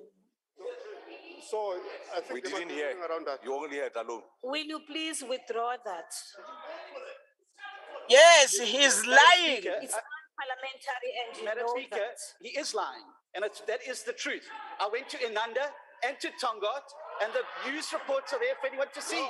The Premier is lying. Honorable member, honorable member, you said you are a liar, and I'm saying withdraw that. With all due respect to you. Madam Speaker, the Premier is not telling the truth. Withdraw? I withdraw, but this man who steals water is not telling the truth. Thank you very much, Point of honorable. order. Thank you, Honorable. Khatebe. Honorable Speaker. Yes. The leader of the opposition has used another offensive language in the House by saying that the Premier has stolen something. I think it's offensive language. It's a fact. Honorable. Hi, Honorable. Yes, You're a leader. Hold on. Honorable Mazon. Honorable Mazon. Yes. Yes, point of order. Honourable Speaker, it is a point of fact that doesn't require any motion that the Premier himself went on SABC radio and himself... Honourable Mazon, you said it's a point of order. His own accommodation. Take your seat. And that means that he's... Take your seat, please. Stealing water. Take your seat. You are making This is not a matter for debate. Honorable members. No, man. I said, please. No. Honorable member. No. Come on. Honorable member. Honorable Tele. Lying on what? Honorable Speaker, I don't know what this point, but people died. Honorable Speaker, yes. Can we come back to the Yes. senses of this House and talk about the issue at hand? Thank Please, you. Mr. Thank you, Please. Honorable Tele. Thank you, Honorable Minister. Honorable Premier, will you Thank please you, take the Honorable floor? Speaker. Sorry. As the people of KwaZulu-Natal. Speaker, the point of order. Honorable Papo. Speaker. Honorable Papo. Speaker, even if there is an issue around disagreement, but in the rules, there's what is called unparliamentary language. Yes. You have made the ruling, the leader of the opposition refuses to accept your ruling. And I don't think we can continue when a member of this House refuses a ruling from a presiding officer, worse from a leader of opposition. I don't think it's correct. He must actually withdraw. And if he has a problem with what the Premier has said, there are procedures to raise those matters in this House. Honorable Papo, thank you very much. I will rule on the matter at the end of the proceedings. Honorable members, we are messing up a very, very good debate. It's the opposition, Stenhazen. Please just lower your hand. Lower your hand. Lower your hand. So I can apologize. Honorable members, you are behaving like young ones now. We are adults and we are leaders. No, I don't. Please stop it. No. Yes, stop it. Honorable member, I said stop it. Now, order, yes. What is the order? Thanks, Speaker. While we were sitting here, the Premier of KwaZulu-Natal engaged the Honourable Cuthbert and lip-synced and told him to F off. And that is not parliamentary. Just sit down. Stand up. Manga, Honorable Zikalala. Honorable members, I don't know, is there something wrong with the mic today? But he still the water, that man. Honorable Premier. Make our lawyer out of order. Honorable Premier. Did you use that language? What language? Of forwards? You did not. No, let me clarify. If I use it, I was going to be humble enough and apologize. I didn't. I said to him, he was saying to me, I'm a liar. And it 40 now. Okay. I'm sorry if I didn't. Thank you. No. Honorable member. Honorable Mkachwa. Honorable Mkachwa.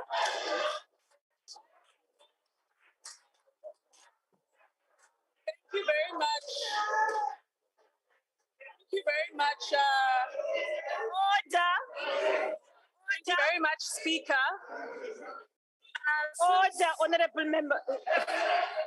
Thank you very much, Speaker. Since we are on the trend of indicating what people lip sync, I'd like to indicate that the member of parliament who just stood up to raise a complaint on Honorable Zikalala himself continuously I don't know whatever is, to the chief whip of the majority party that she must shut up on a number of occasions. Can the Speaker's office please look into that?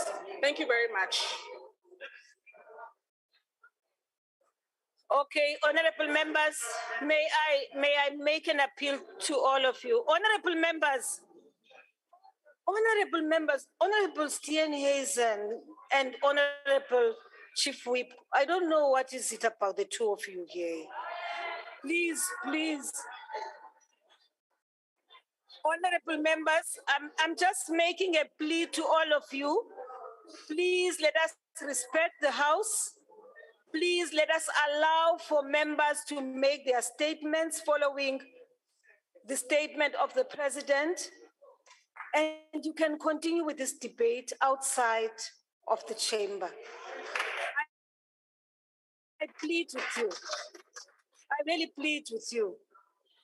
Will you please conduct yourselves as leaders and like adults? Thank you very much, honorable members. Thank you.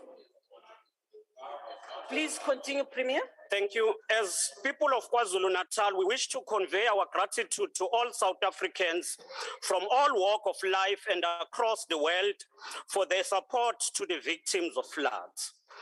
As KwaZulu-Natal, we also wish to express our solidarity with our sister province, the Eastern Cape, which also suffered devastating floods, stealing precious lives, destroying homes, damaging infrastructure, disrupting services, and bringing untold pain to various communities. We stand here shouldering the pain of families who have lost 435 lives, suffered destruction of more than 630 schools, with not less than 6,793 people who have been left homeless. About 53 people are still missing. Notwithstanding such difficulties, despair is not our choice, for we are determined to build a prosperous society where the whole of humanity will live safely and be protected. Guided by the three-phase intervention approach, which was announced by His Excellency President Cyril Ramaphosa, we are working to ensure that we implement the intervention. We can confirm that the great work in the execution of phase 1 is proceeding, as almost all affected families are being assisted, provided with humanitarian support. We wish to single out the KZN-based Gift of the Givers, Rivers Church, Hillgrove Hindu Temples, Revival and Mission Center, the Catholic Church, Salvation Army, the Covenant Fellowship Church International, and many others that are providing support. The provincial government and the eThekwini municipality, AFBOP, and Mutsepe Family Foundation are working together to provide dignified funerals to the perished citizens of the province. We have taken note of what Honorable Mkalipi raised, and we would like to follow up on that issue even outside of this. The second phase, which was presented by the President as the phase focusing on recovery, rehousing, and restoration of services is ongoing. On the 22nd of April, the Department of Human Settlement commenced with the construction of temporary residential units in areas where there are people housed in community facilities and in areas where people have sought shelters with their relatives. The Department of Public Enterprise, Trade, Industry and Competition, working together with the Provincial Department of Economic Development, Tourism and Environmental Affairs, are working with Transnet to repair the damage in the Bayhead at Durban Port. Due to the closure of M4 and R102, which is between Durban and KwaDukuza, the Department of Transport has conceded to the request to waive the toll-free at Tongat and Umvoti Plaza, as there are currently no alternative routes in these two areas. We wish to thank the national government for these efforts. While there have been many concerns about the performance of government departments and municipalities, the reconstruction of the bridge and speedy restoration of other services, including the bridge linking Umlazi and the Durban South Highway, which was reconstructed in a period of less than 5 days by eThekwini municipality, need to be applauded. Your Excellency, Mr. President, the work has begun to quantify the damage caused by the floods. This is important toward the implementation of phase 3 outlined by the President, which is rehabilitation and construction of the province, which should begin to work toward normalizing all services. We pledge to ensure that what we have seen before, where it takes prolonged period to repair damaged infrastructure, which would have been damaged by storm, is not happening again. And we would want to ensure that we expedite the interventions. We commit that in all interventions that will be done by the provincial government, we will ensure that we are corrupt-free and ensure that all contracts are pre-audited. We will also, through the legislature, submit to the process of the oversight which have been adopted by the KZN legislature. I wish to join the President in thanking various members who have supported us during this difficult time. We need to mention the leadership played by His Majesty Isilo Misuzulu Kazwelithini during this time. But we also want to thank all traditional leaders, faith-based communities, members of diplomatic corps, the business sector in the province who have provided support to all of us during this difficult time. As the province, we continue to embrace and work hard on adopting and executing mitigating factors against climate change. We are part of the Under-2 coalition, which is the global network advocating for carbon emission toward net zero by 2050. We shall continue using this platform to learn and mobilize more support toward climate change programs. We're determined to intensify our work on mitigating climate change, including budget and mainstreaming, research, community awareness and education, as well as building the resilient infrastructure. We feel also the debate enlightening or lighter because of the support from all sectors of the society. While members of the media went to tell stories as part of their duty, but they equally created an awareness and mobilized the South African citizenry to pledge support with the victims of the floods. And for that, we wish also to register our grateful and thank the work done by members of the media. Thank you, Honorable Speaker.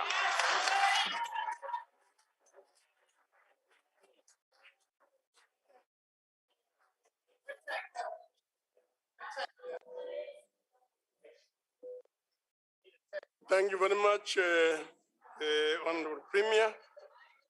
We will now proceed to the next speaker, Honorable Zungula. Thank you, Chairperson. As the ATM, we want to express our deepest condolences to the families who have lost their loved ones as a result of heavy rains that caused devastating floods across the country. All the efforts to gain control of the situation, including finding the missing persons, are commendable. The ATM has also noted the budgetary allocations and hopes that that the oversight role of Parliament will include both proactive and reactive measures. The ATM is, however, concerned that there seems to be serious inadequacy in the diagnosing of the situation, such that with the current superficial diagnosis, a threat of the same tragedy cannot be dismissed. Therefore, the ATM is making the following 10-point recommendations. 1, the notion that this disaster is an act of God must be dismissed as a convenient excuse to avoid accountability. An inquiry to whether this was not as a result of cloud seeding gone wrong must be conducted so that the problem can be properly isolated. It is common cause that the technology of today has advanced such that the condensation of clouds can be artificially assisted. All geoscience faculties across the country must work together and advise municipalities in terms of the topography, in particularly the natural drainage system, floodplains, the physical and chemical properties of certain sediments.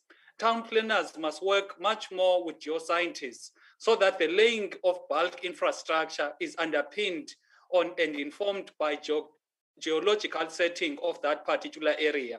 The ATM strongly suggests that the entire country must be geologically rezoned so that all floodplains are declared unfit for residential and business purposes, possibly with the exception of certain agricultural products that thrive in such environments. All wetlands and estuaries must be protected. Vegetation in sloping areas must be protected by law. People living on the floodplains along riverbanks must be relocated in elevated areas, and whoever is landowner must be dealt with in terms of the spirit of the Constitution when it comes to restitution. As part of employment creation, all areas deemed unfit for human settlement must be guarded by people in the employ of municipalities on a 24-hour basis to avoid the rampant increase of informal settlement in dangerous areas. National Treasury must make special allocation for all municipalities that do not have rates and tax bases to afford employment of these guards. And lastly, all public representatives must be put through a workshop of basic geoscience training so that the oversight role is more meaningful. On behalf of the ATM, we want to repeat that we want to express our deepest condolences to each and every family that have lost their loved one. I thank you. Thank you very much. The next speaker is Honorable Detroit.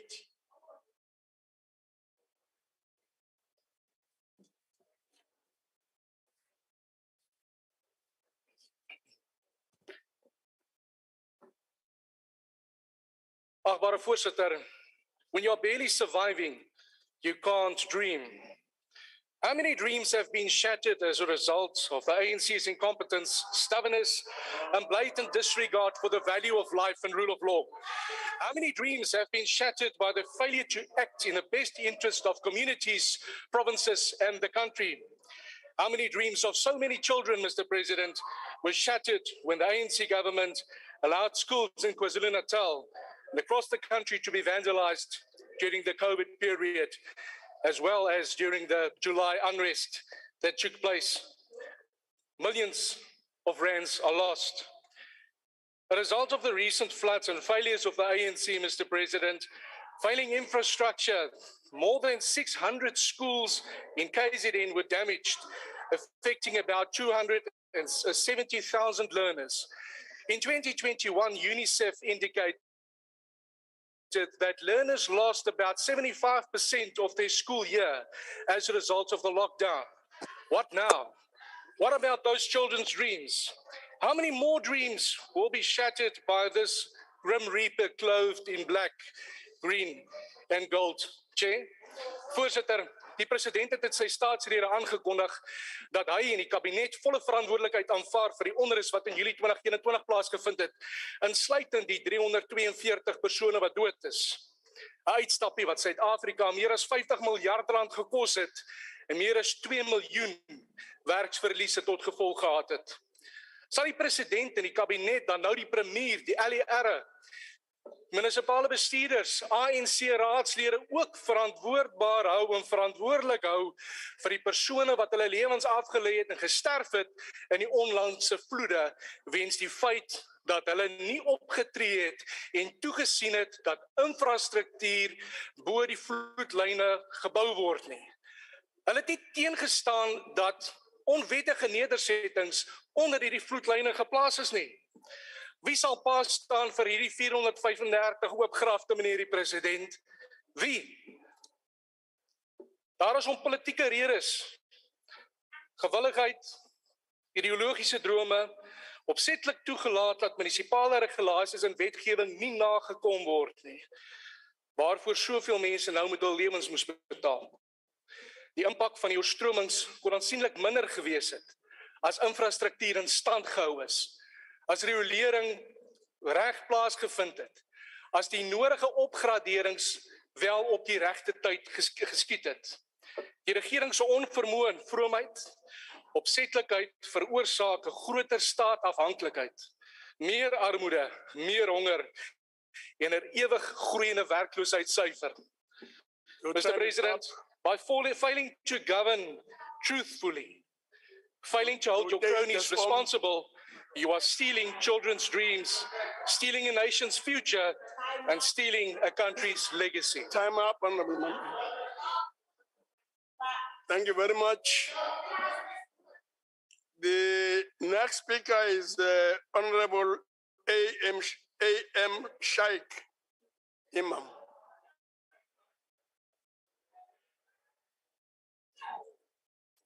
Thank you, Honorable House Chairperson, Honorable Speaker, President, Honorable members in the House.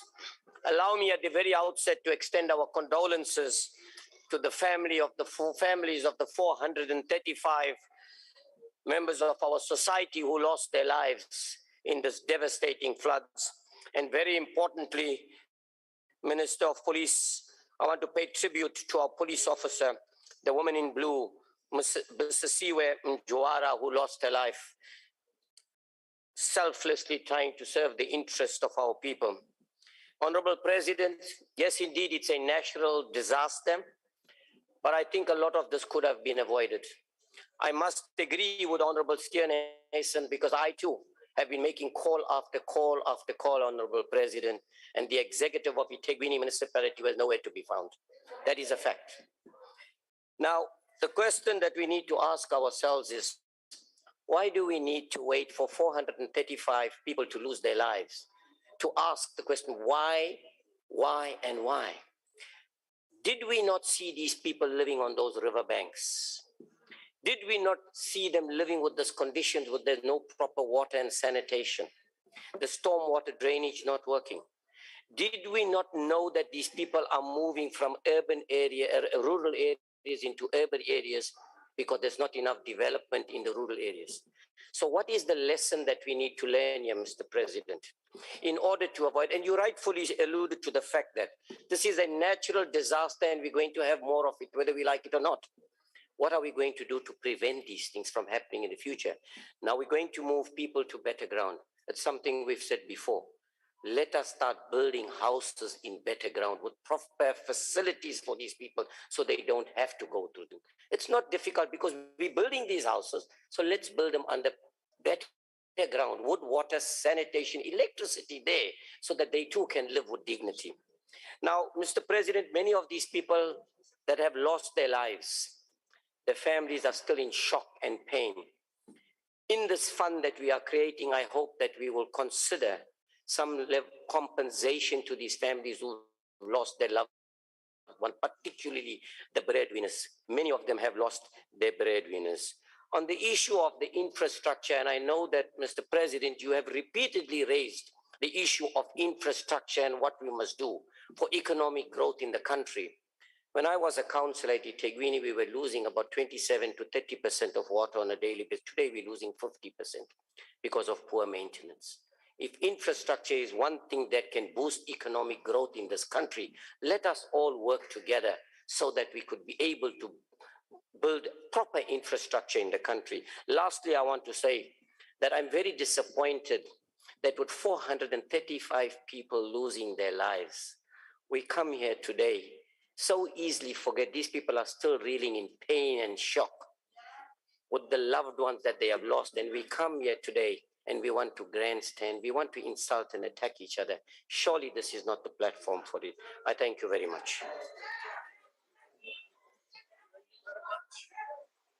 Our next speaker is going to be Honorable Hatebe. Honorable Chairperson, the President of the Republic, and members of Parliament. The devastation caused by the recent floods in KwaZulu-Natal and some parts of the Eastern Cape have left a great deal of people with little hope and despair. The IFP has been on the ground assisting individuals and families. What we have been observing on the ground is that suffering is inconceivable, given the loss of families and property. Through our interactions with the affected people, we have observed and shared the pain with families and understood that for some, the devastation extends beyond just the loss of property and material concern. Many have lost their safe places of refuge and livelihoods. It is not difficult to see that the people in the devastated regions are in dire need of aid and necessities of food and clothes. Yet we are witnessing reports that some political party leaders merely come and show faces and leave nothing in terms of assistance, or that certain political individuals receive preferential treatment in terms of water tankers being sent to their homes, and in a bid to cover up what is obviously wrong, their colleagues start to villainize the people of our country. Honorable Chairperson, what has been an even bigger tragedy is that some ward councillors from other opposition parties represented in KZN offer no presence, no assistance to the people that are clearly in need. Honorable President, I bring the above to light so that we can address the issues and set up the appropriate mechanisms to ensure effective governance during this period of rebuilding the lives of our people. We look forward to a response in this regard. However, it is proposed that for the time being, we need to establish working channels so that the people who need to access resources are able to do so effectively and urgently at local government levels. We must also empower our public watchdogs and NGOs to keep an eye on irregularities of public funds so that they have the best possible reach and not destroy the very fabric of public accountability. With these two recommendations, government will go a long way in addressing the needs of the public and building their confidence again. In closing, we wish to thank and remember our local and international donors who have quite generously donated funds to help rebuild and restore dignity to the people of our country. May the leadership of this country be the one that looks after their neighbor through servant leadership. I thank you, Honorable Chairperson. No, thank you very much, Honorable Khatebe. We'll move on to Honorable S.M. Jafta. Thank you, Honorable Chairperson. Honorable Chairperson, egameni African Independent Congress masiwadlulise amazwi ovelwano kubo bonke abalahlekelwe ngamalungu emindeni nempahla yabo kwezikhukhula zidluleleyo eKZN nase-Eastern Cape. Let's also appreciate and welcome the opportunity initiated by the President through this joint sitting. It really shows the seriousness and the urgency the government is taking the disaster in KZN and the Eastern Cape. The AIC is behind any initiatives by any grouping, private sector and government aimed at giving the support to the affected people of KwaZulu-Natal and the Eastern Cape. The Disaster Management Act passed by this parliament 18 years ago demanded that the affected people of Ugu District, King Cetshwayo, Umgungundlovu, and the part of the Eastern Cape receive financial resources, humanitarian aid, and other related post-disaster relief support. We will monitor this process to the tilt. Honorable members, we are also mindful that procurement breaches are likely to take place amidst this humanitarian crisis, especially because the Section 217 provisions will not be applicable given the emergency of the situation at hand. In that case, we recommend that an audit process on potential service providers be in motion and any service rendered be audited to determine the value for money. Honorable Chairperson, this is the time to promote intergovernmental coordination. It is the time to foster intergovernmental relations between the spheres of government. We also wish to advise the House that for the purity and integrity of the procurement process, we must establish a whistleblower within the municipality to be chaired by the chairperson of the municipal account. This committee must make it possible for whistleblowers to report any irregularities in the process of providing relief to the affected communities. In closing, Chairperson, we should also look at the issue of relocating our people to low-lying areas. That may include requesting some portions of land from the Ingonyama Trust for rural settlement in KZN. I thank you, Chairperson. Thank you very much. The next speaker is going to be Honorable W.M. Madisha. Madisha.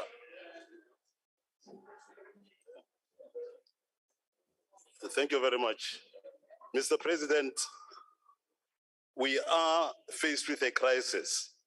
By 2010, there were over 77 floods in KZN alone, which led to 1,088 people dying. In 2019, there was another flood, which killed 85 people. Thousands of people were displaced and hundreds of them left homeless. The floods we are talking about today have led to the deaths and or disappearance of almost 500 people, 17,438 schools were destroyed, and 40,000 people are displaced. But even more, thousands of other people are affected in Port St. John's in the Eastern Cape, many others in Gauteng and the Northwest, and others, of course, in all the other provinces of our country. Your government literally does nothing to save people. What it is good at is to come to this house and say, please sleep well. Your government, sir, purports to be advanced, but it still lacks the capacity to assess and use the empirical evidence presented by the meteorological services to government. Even now, your government is ignoring what President Lazarus Chakwara, the president of Malawi, who is also the chairman of SADC, has called on African countries to use daily those services that I've spoken about. Their reports on a daily basis, which have indicated that more heavy rains and storms should be expected. Other countries have begun to deal with a tropical Jasmine, which is expected to make landfall this week, only 1 month after destruction left by Cyclone Egombe, which affected 20,000 people in Malawi and Mozambique. Mr. President, your government must do more. We need to see what is happening beyond our countries and all this kind of problems that we are faced with. Right now, we are going on. We're talking about what is happening in KZN and other provinces, but more stealing like it has happened when we spoke about COVID will be happening. I therefore beg you, Mr. President, and your government to look into this kind of things. Otherwise, the people of South Africa will be destroyed like it is happening now. Thank you. Thank you very much. Thank you very much. We'll now proceed to Honorable Bibi. Honorable Bibi will speak from a seat.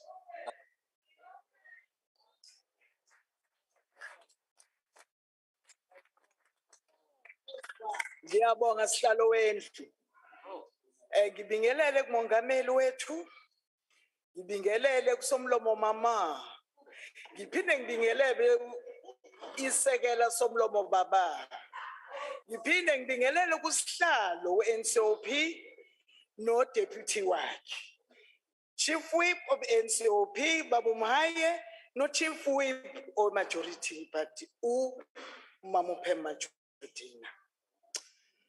Ngiphinde futhi ngibulise undunankulu wakwaZulu Natal Sihle Zikalala kanye nondunankulu wase Eastern Cape uBaba Mabuyana.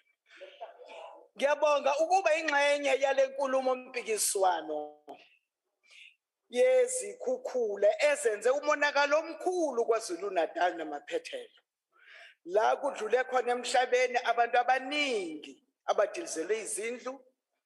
Kwakhona saba nabantu abaningi abashonayo. Kwakhona saba nabantu abaningi abangatholakali kuze kube namhlanje. Our deepest condolences go out to the families who have lost their loved ones, and may their souls rest in eternal peace. Slalo, this is one of the worst natural disasters that have happened in KwaZulu-Natal, which has had consequences way beyond their boundaries. The special sitting called by the president is a day of mourning for the victims of this natural disaster. Work in terms of humanitarian aid and recovery work has long commenced in KZN. We have been on the ground, crisscrossing the province and interacting with the communities on a daily basis to provide assistance where it is needed. Ingaba wena omhlophe ukuphi lapho sihamba amageduka sobheka imndeni. The provincial government has commenced with the process of developing temporary residential units, which have started in Ilembe district, Ugu and eThekwini. The current forms accommodate communities are residing in the community halls, churches, schools. They are also given blankets, mattresses, hot meals, and vanity packs, which are being provided by the Department of Social Development and NGOs. Asazi ukuthi ke hamaphi ke lama departments enithani waboni ngoba ukhongolo siwakhiphile onke asezinkalweni ayasebenza. And the KZN has established a nerve center, we have got a nerve center which work with Operation Sumasake. It is used for a drop-off center for relief of essential during this time of disaster. We have volunteers, field workers, working day and night, profiling bereaved families and ensuring all those families bathola usizo lo social relief, and also bathola ama-vouchers okudla, and also providing psychosocial services to all affected families and also victims of the floods. Simbonile lapha uPremier wethu okwazile ukuthi makubonakala ukuthi imigwaqo leminye akwazeki ukuthi kuhambeke kuzona, wakwazi ukuthi anxenxe iParliament eliphezulu ukuthi bakwazi ukuthi ama-toll free asemvoti plaza nothongathi bakwazi ukuthi bakwazi abantu bayisebenzise. Ugovernment kakhongolose njalo loyo owenza zonke lezi zinto. Utshontsha amanzi, isela lenu utshontsha amanzi. Ama-professional benza yonke into, o-social work, wenani zonke izinto bebehamba besho phezulu. Kananjalo ngekaqedi nje Parliament ehloniphekile. Simbonile umongameli wezwe nethimba lakhe beduduza imindeni eyehlelwe yilenhlekelele, bezithobile, ehlezi phansi ocansini, ekanye nabantu abasosizini. Simbonile undunankulu nethimba lakhe leshamthetho naye beduduza imindeni, bekhipha nezinsiza ukuthi imindeni isizakale. Sibonile kananjalo nemeya yeTheku igijima izinkalo zonke namakhansela awo ukuthi abantu bakwazi ukuthi basizakale. Beyoma phezu kwama-bridge bebuka umonakalo wama-bridge hayi abantu. Sambona uchief whip wethu ohloniphekile uPhema Jodina nethimba lakhe egudla amahlathi, egudla amadwala, ewela impula, ephethe icathulo ngezandla. Ephethe icathulo ngezandla ukuze phela awele aye kuleya mizi entulayo edinga ukuthi siduduzwe. Ngiyabuza futhi ukuthi wena omhlopheke ubukuphi lapho thina sikhuthuze lezi ndawo.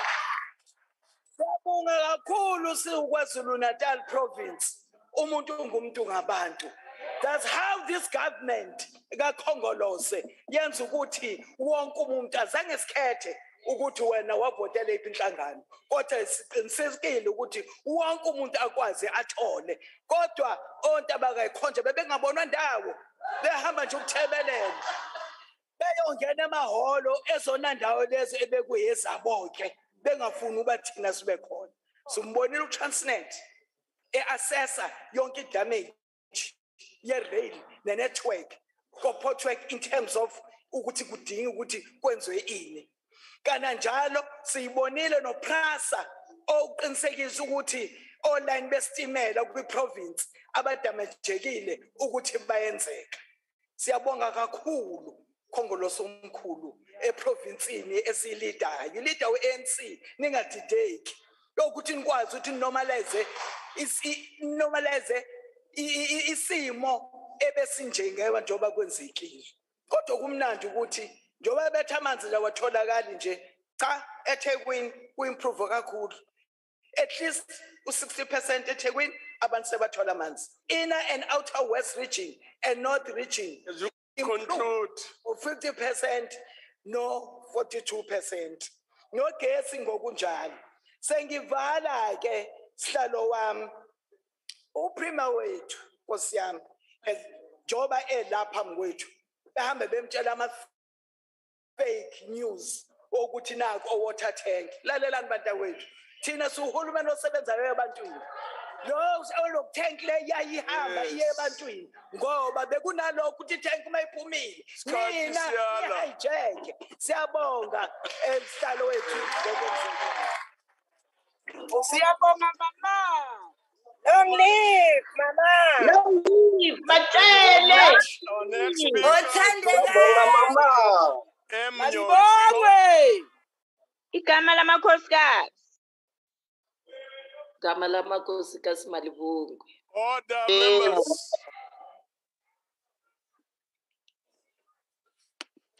Chairperson, Your Excellency, Comrade President, we speak here on behalf of the millions who are landless and therefore find themselves having to be squashed into inhuman living conditions, which are commonly known as squatter camps, as they are in search of a better life for all in urban areas. What transpired in KZN and Eastern Cape was a demonstration of the consequences of global warming. It requires full attention by the government and the whole of civil society in partnership to repair the damages and make it a point that wherever possible in future, such devastation is not able to recur and destroy many lives again like this one has done. Let us remember that there were similar floods in Durban area in 2019, which were to a smaller scale. We should have taken that as a warning sign. Engineers and other people with the relevant skill set should have been immediately deployed at the juncture to set off this threat. What are the bitter lessons? As alluded earlier, infrastructure development must be maintained at a higher standard for bulk services such as underground flooding and water and sanitation facilities. Proper care must be taken to ensure that housing contracts with standards are maintained.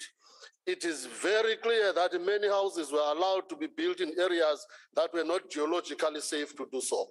Habitats must be built in an environment that is safe and secure and are in line with the local authorities' correct usage of the land parcels. The PAC says it is the opportune time for the government to get rid of squatter camps. Here is an opportunity to finally demolish the legacy of apartheid urban planning. Can this government inspire our people and bring hope on this front? Can the government work with organizations such as Abahlali Basemjondolo to create a new legacy for our children going forward? We only pray and hope that the executive authority under the care of the ANC will not divert attention to itself for the usual greed and selfness of its operatives. Sobukwe, Mutupeng, Limbete, and many more are rolling in their graves when they know that there are posters going around on social media about the government employees being hyenas lasting after the disaster relief fund. It is too much now. Corruption must end now, right now. Thank you. Thank you very much. The next speaker is going to be Honorable the Premier of the Eastern Cape.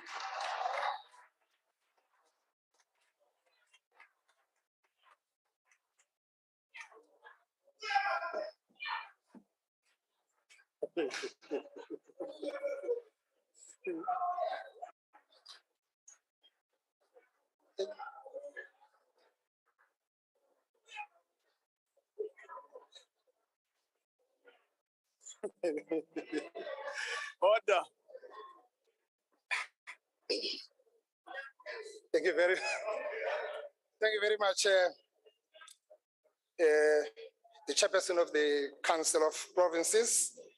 Greetings to you and greetings to the Speaker of the National Assembly, His Excellency, the President of our Republic, the presiding officers, honorable members of the House. I'm also noting ministers and deputy ministers, the Premier of KZN.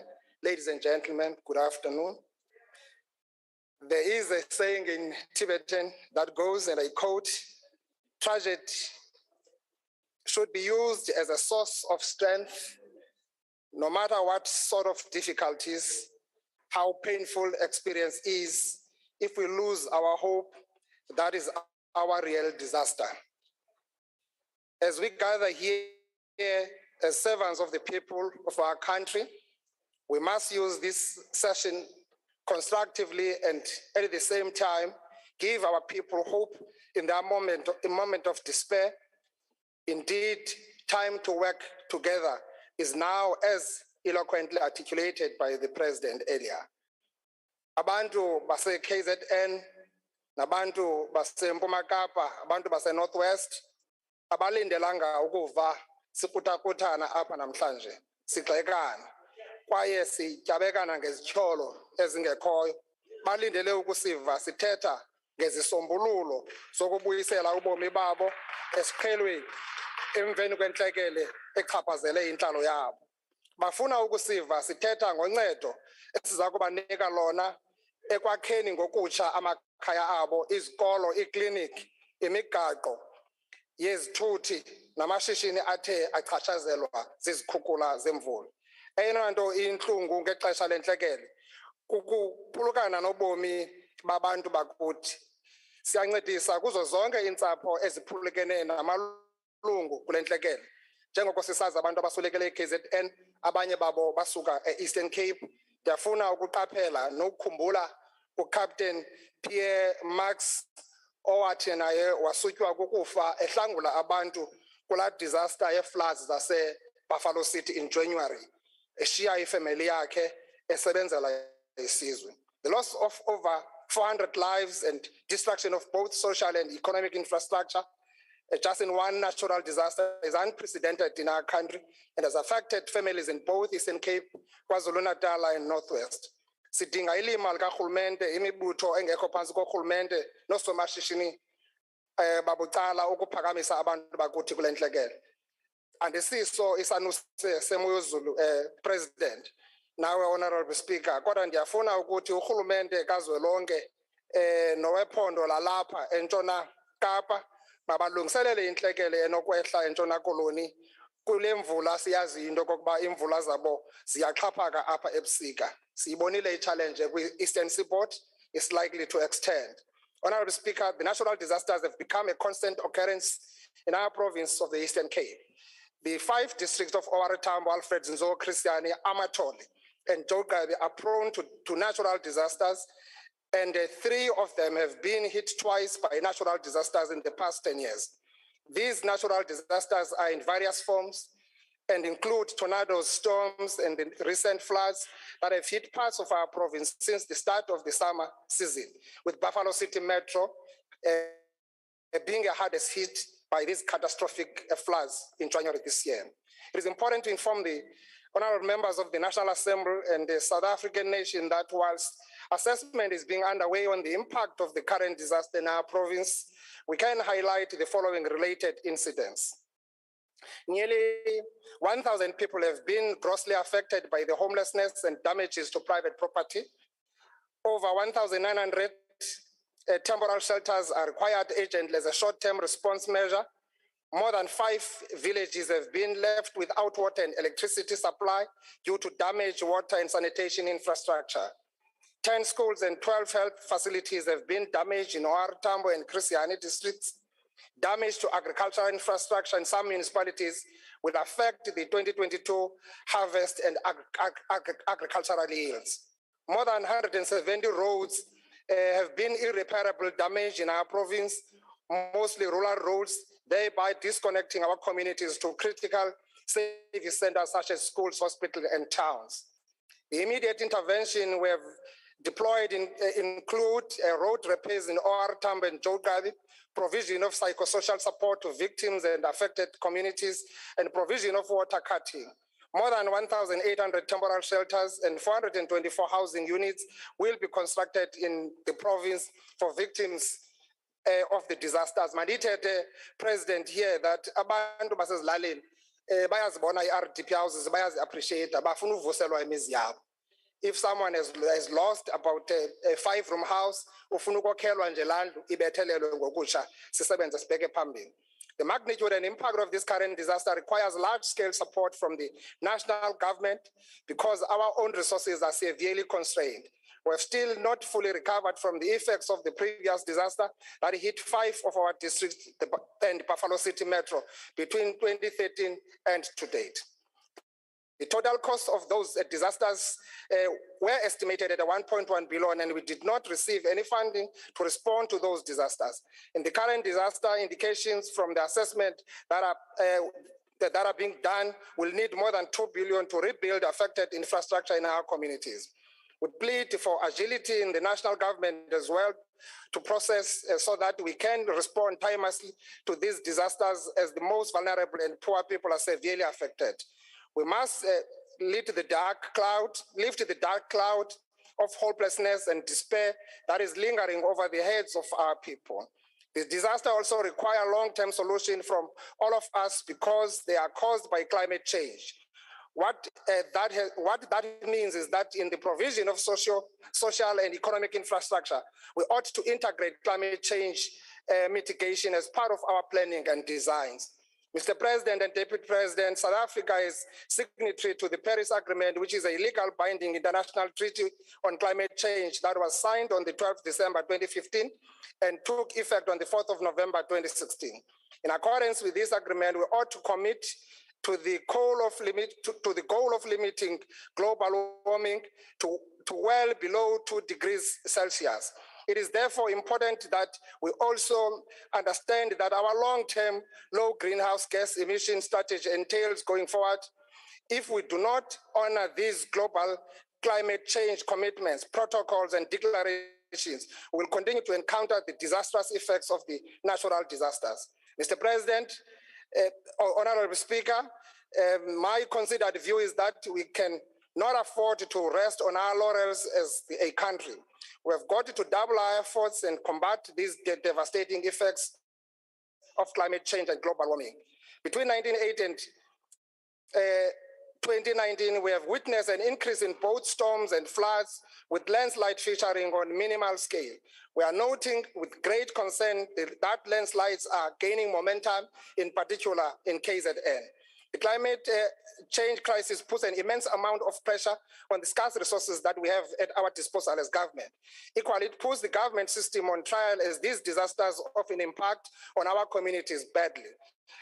Let these disasters be a moment of re-strategizing and reimagining and a just and a sustainable future for all. Our first line of defense is planning and development of quality plans that are informed by ISO norms and standards. Provision of human settlement plans and designs will help our people understand why they cannot build settlement on flood plains and dolomitic areas.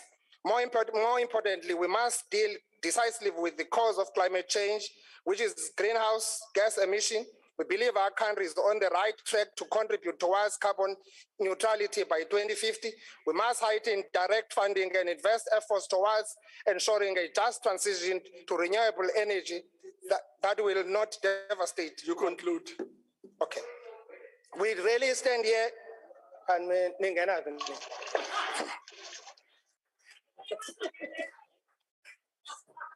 thank you very much. We really wanted, to express our sincere word of gratitude. We are really humbled by the support we have received from South Africans across our country. And we really hope that this is time for all of us to work together and assist those who are in dire need of this. Thank you very much. Thank you very much. We now proceed to Al Jamaa, Honorable M.G.E. Hendricks.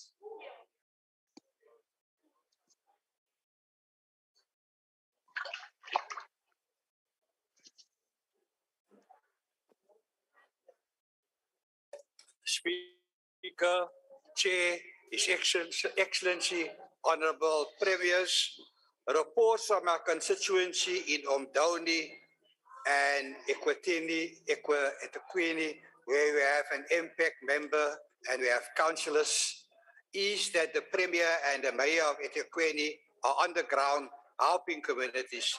Thank you very much, Premier. It did not go unnoticed, Speaker, that soon after the devastating floods, the nation saw that the Chief Whip of Parliament giving a helping hand and President Ramaphosa squatting on the floor of a victim to comfort them. Many other honourable members also went the extra mile. Parliament Speaker displayed Ubuntu, of which we can be proud of. Al Jamaa dispatched its relief workers in the Ugu district. And as you know, the Ugu district, Honourable President, is part of your second smart city. And we briefed many NGOs and assisted with release of bodies for burial. It is clear that the 6 parliaments in their budget processes underestimated the harm apartheid neglect caused to infrastructure for villages and towns. Most aid is going to cities like eThekwini and not to the real disadvantaged areas where our constituency is, especially in the Ugu district. Honorable Speaker, dilapidated water infrastructure prior to the high rainfall and floods in many of our small municipalities was a big blow. The infrastructure of Ward 13 is specifically in a bad condition, as well as Malangeni in Wards 8 and Ward 9 in Doni municipality. Thousands of children were virtually blown out of the water. Small municipalities are not capacitated to deal with such disasters. All they have is flimsy tents. What happened to the 2007 disaster management bill that required all municipalities to have a comprehensive and proactive disaster management plan? It is clear that South Africa do not have the capacity to deal with national disasters. I want to say that if we should have an earthquake, you can imagine people will say we are a failed state. Lastly, Honorable Speaker, it's important that the National Development Plan be revisited because I don't think it took into account the devastation we had to our infrastructure, and they need to build in resources to ensure that the National Development Plan will help prevent such disasters. Thank you very much. Thank you very much. Our next speaker is going to be Honorable Tim Protestant. Honorable Prim.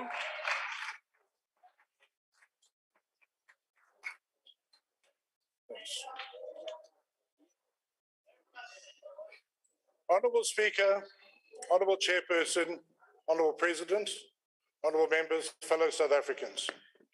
I'd like to join in expressing my sincere sympathy to the victims of this crisis, and I certainly wish all of them the love and strength they need on this journey of healing. Honourable President, you said earlier that this storm, this devastating event, was due to climate change. Whilst that assumption may be true, the problem with it is that it creates a foundation of plausible deniability for officials. Officials can say that this was a one-off event and they had no way of knowing it was coming. The reality in KZN, colleagues, is different. If we turn back the pages of history, we will see that flooding is common in KZN. Between April 1856 and October 2017, on no less than 10 occasions in the same coastal area, we've had rainfall of between 250 to 400 millimeters in one day, causing widespread infrastructure damage. So the eThekwini municipality should have seen this coming and should have been prepared for it. It was bound to happen. And the eThekwini municipality was certainly warned. On the 10th of April, the South African Weather Service issued a level 2 warning of a cut-off low system. Now, for those of you who need a brush up in your geography from high school, as I did, a cut-off low, also known as a weatherman's woe, is a weather system that hovers over an area for a couple of days, a number of days, and just dumps everything that's in it on that region without respite. A day later, 11 April, South African Weather Services upgraded the level to a level 8, and later that day made it a level 9. The warnings were dire. Widespread flooding of roads and settlements, loss of life, infrastructure damage, displacement of communities, widespread mudslides and rockfalls, widespread and prolonged disruption of municipal services. The South African Weather Service got it exactly right. But did the eThekwini municipality take the time to warn its residents of this? Now, this municipality always touts its Facebook as a reliable source of information. It is a Wide network. It has over 430,000 followers, a perfect conduit for information and warnings. But if you go and analyze that page, as I have, for the time period of 10 to 12 April, you will find the following. Notifications of normal power outings, notifications relating to the submission of budget proposals, a caution to stop littering to prevent train damage, a bit late, an ESCOM load shedding notice, but there was no disaster weather warning alert. But despite this fact, Mayor Kaunda, on the 12th of April, conducted a media briefing. And he said in that media briefing that as soon as they were warned by South African Weather Service, they posted it. That is completely and utterly false. It's proven. They did not do it. They did not give the residents of eThekwini any warning of the level 9 threats that were coming their way. Now, in my area, people died in their homes. I wonder how many people could have been saved if they were told that one of the worst storms in a generation was coming their way, if they'd evacuated their homes. So if we look at the response, what about, we know there was no warning. If we look at the response, what was that like? Now, the disaster management plan in eThekwini, there actually is one, says that you're supposed to try and mitigate loss rather than try and prevent it. Well, it emphasizes both. This is the first failure. Nothing could be done to stop the storm, but certainly a lot could be done to mitigate it. There was no capacity for evacuations. In the critical hours between 10 and 12 April, when the Isopingo Basin flooded again for the umpteenth time, there was not one helicopter to help people. There was not one helicopter to help people be evacuated. That was arranged by private citizens in their boats and their vehicles, and it was coordinated by a DA ward councillor. It's the truth. It's the truth. I'm sorry it hurts. In Otongati, one of our senior public reps, a ward councillor, threw herself into the Otongati River to try and save people in the absence of search and rescue efforts. In terms of water, the already failing infrastructure has been decimated. Here's the situation. eThekwini has got 105 water tankers. That's what their fleet says. In reality, there are only 75 of them that work. This is a city with 4 million residents. 4 million residents with 75 tankers. That's 16,000 liters for every 53,000 people. It's absolutely and utterly impossible to handle that situation. Now, I don't want to get involved in Tankergate, but the reality is that I have a WhatsApp from the Premier to the provincial leader of the DA saying that I've never contacted Councillor Pullen. I don't even have his number. And what I will say is it's interesting that the residents of eThekwini now refer to tankers as zikalalas.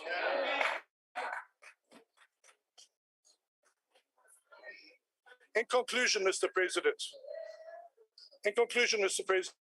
this was a disaster that should have been foreseen and adequately prepared for. Despite the best efforts of technicians, search and rescue, emergency responders, and councillors, the administration has failed to mitigate the disaster. For the umpteenth time, Mr. President, people have been left to fend for themselves. Mr. President, to conclude, there are three types of people in this world when it comes to decision making. Those who make things happen, those who watch things happen, and those who wonder what happened. In this case, like the cut-off low, the ANC-led administration in Durban stayed stationary for days while this disaster played out, watching and wondering what was happening. Mr. President, the ad hoc committee will be on the ground in KZN. We will watch every cent spent. And let's start with the fact that initial estimates were 950 billion. Now they've been revised to 17 billion. We'll start there. Time is up. Okay. Mr. President, decisive action is required from you to address these issues. If you do not, Mr. President, the people of this country will rise up and take action into their own hands. Mr. President, we pray that you will heed this warning. I thank you.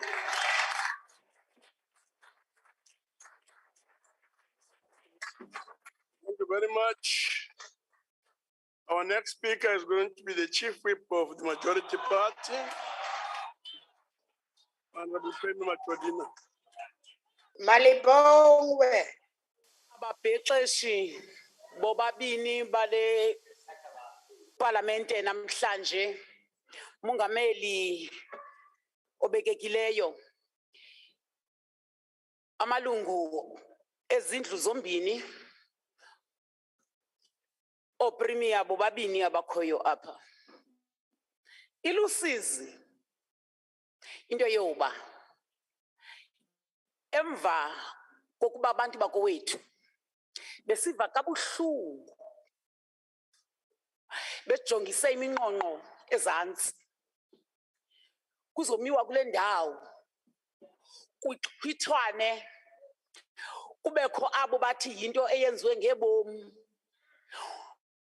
Ubani onesakhono sokwenza izantyala-ntyala emazikhukhulise abantu? Kubonakala ukuphelelwa bubuntu kuthi. Abanye ke bathetha bengazange baye bayothetha nabantu base-KZN nabantu base-Eastern Cape. Thina inyawo zinodaka. Sisuka pha, don't ask me that. Sisuka phaya singene imiwewe namanxweme sawela imifula. Sisondela kubantu bakowethu abasifunayo ngalomzuzu. Ndithi ke kubo, Honorable Speaker, protection. This honorable member cannot say sis to me. Dime up. You said it.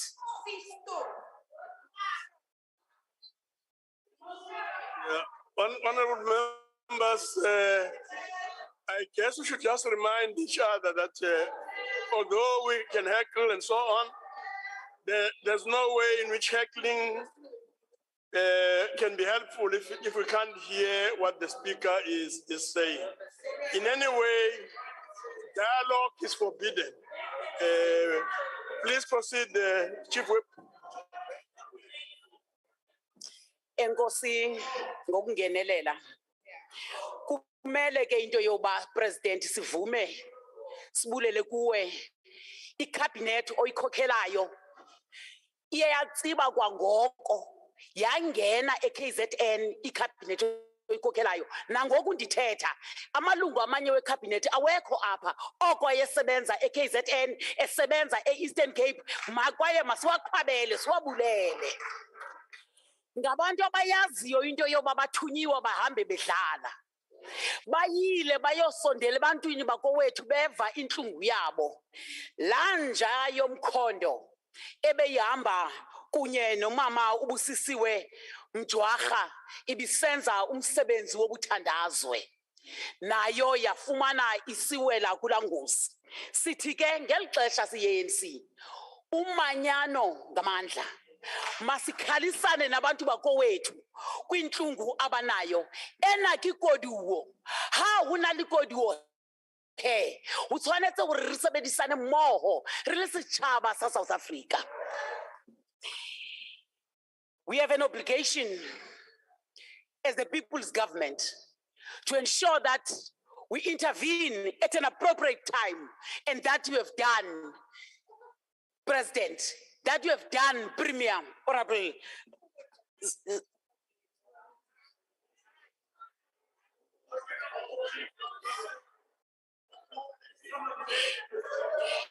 Amazwi, kanithule nina.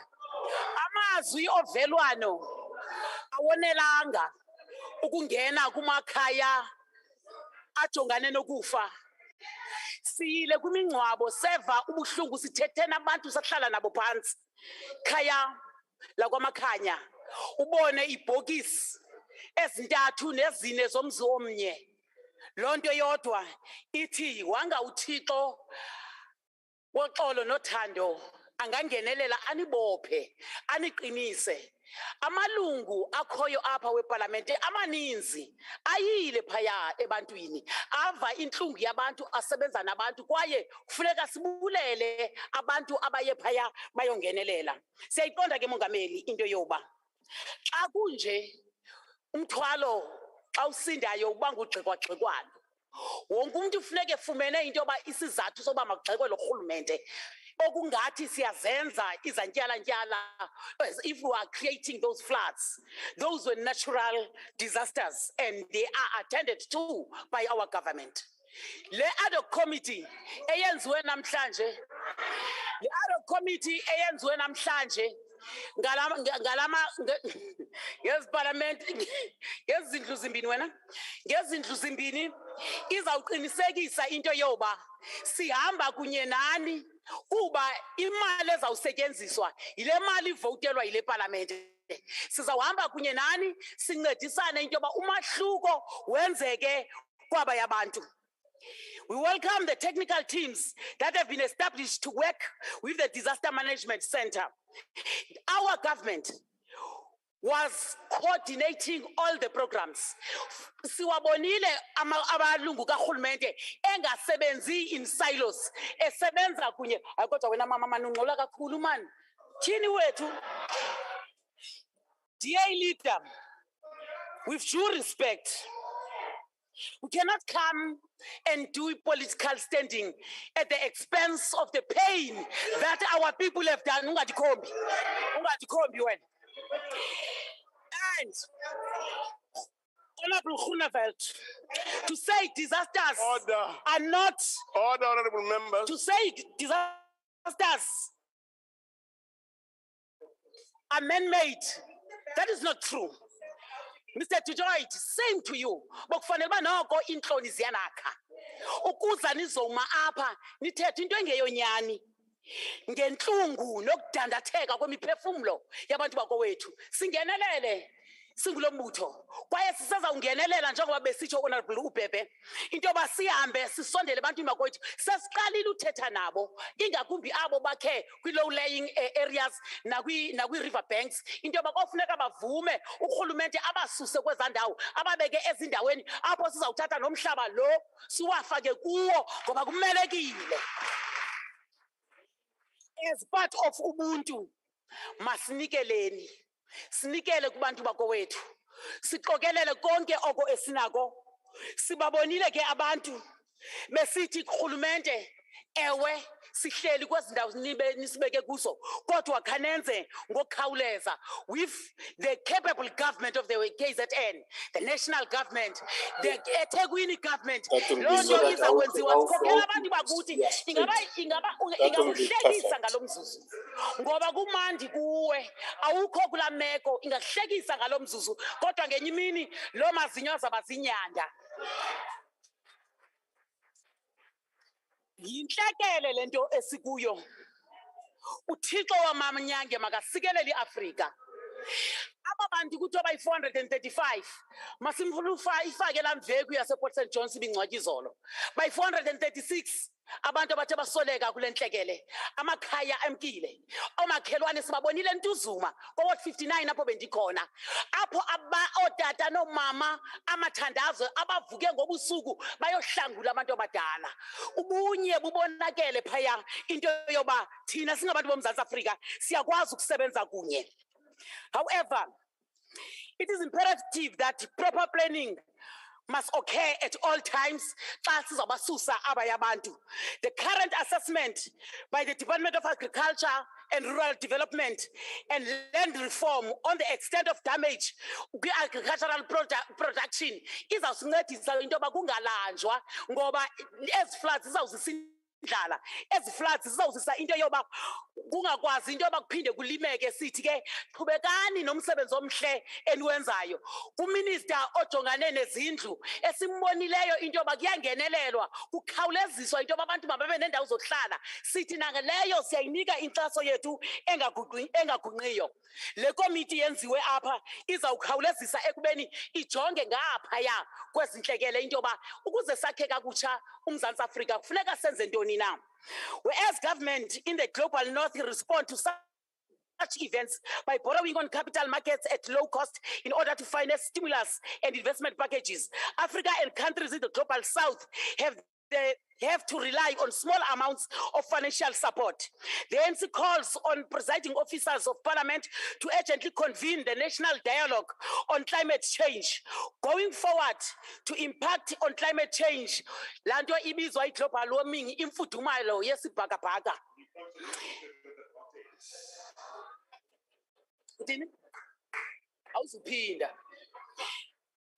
Awuzuphinda. We know, we have observed, you have seen what transpired in Mozambique. And nathi sikumzantsi Afrika saye sazibona sichaphazeleka. Honorable Speaker,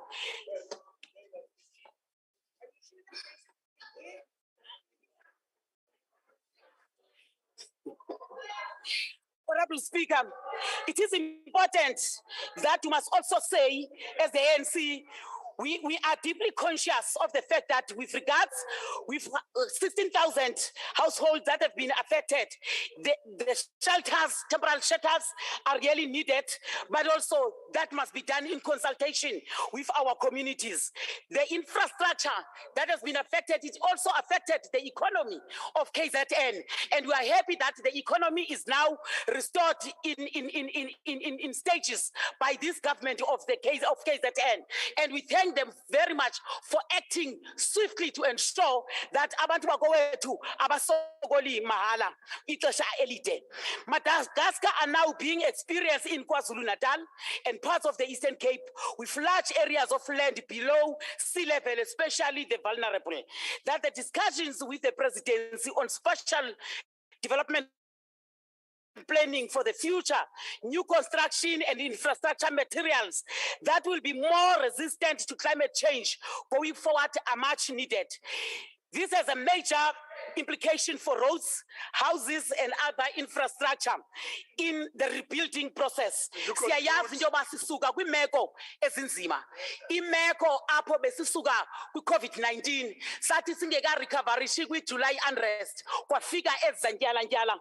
Sithi uThixo wamanyange makangenelele asindise abone izwe lakowethu azaxolele izono zalo abasingathe abo basentlungwini ngalomzuzu i-ANC inawuze ihlekise ngentlungu yokuswelekelwa ngabantu kwaye sizawusebenza nabo bantu bahamba kunye nathi siyazibulela inkxaso nathi siyi-ANC esizifumeneyo sakwazi ukungena ngaphaya. Chief Whip.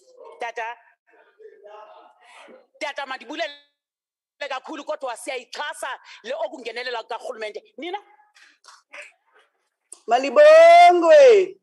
Malibongwe, Chief Whip. Thank you very much. Malibongwe. We will now proceed and have a response from the President.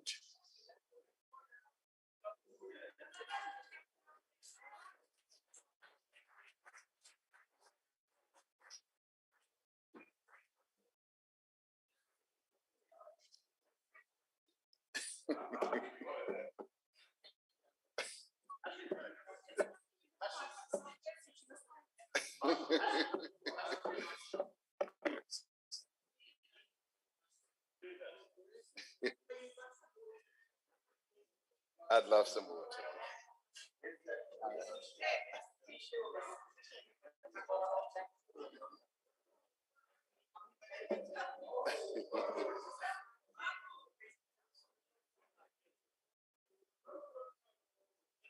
Thank you, Speaker of the National Assembly, Somlo Momama, and Chairperson of the NCOP, I suppose we would say Sitlalo Baba, the Deputy President, the Premier of KwaZulu-Natal, the Premier of the Eastern Cape, ministers, and the honorable members. I wish to express my deep appreciation to Parliament for convening this joint session. I must thank each one of you as members who've just spoken here today. Just your standing up here to express your thoughts and your views and those of your party speaks to the importance that you have ascribed to what has happened to our people in all these 3 provinces, including the city of Cape Town. It shows compassion, and it has demonstrated also solidarity. The contributions made today should give encouragement to all South Africans that their representatives are indeed engaged with the issues that affect them deeply.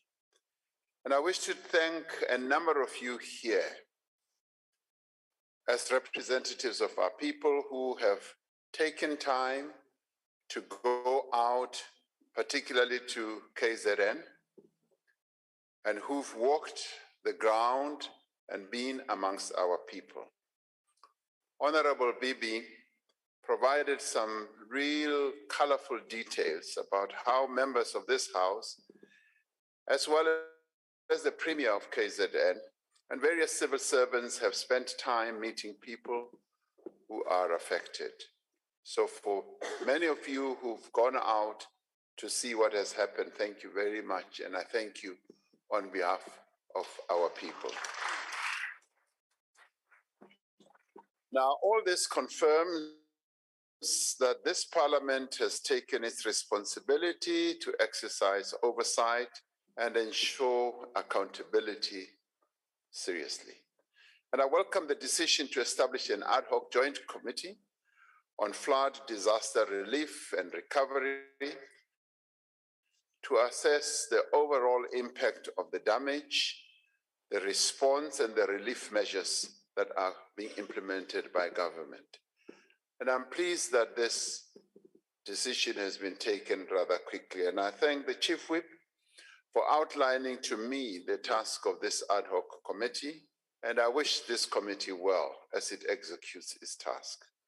This is an important step taken by this Parliament to oversee the response and the implementation of these relief measures, to give the people of this country confidence that every effort is being made to address their needs. And in the course of doing all this, there will be some mistakes that will be made.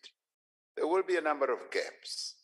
And I think rather than blame shifting, rather than grandstanding, we should treat this as a national effort, a national disaster, and act together. This is not a time to score points. Quite frankly, this is a time to say, these are our suggestions, this is how we believe you should be responding, rather than during a time of mourning, when people are in great pain, where we are throwing stones at one another.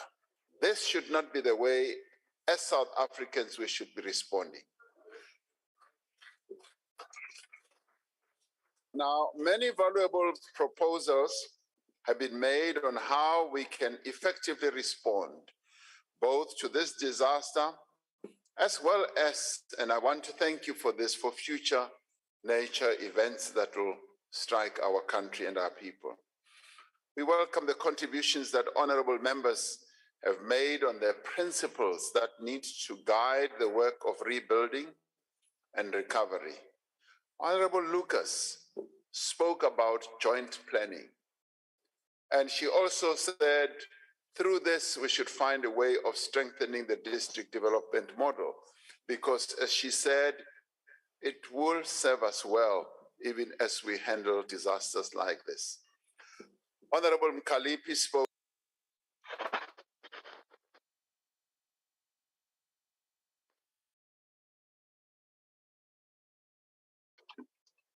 those remarks.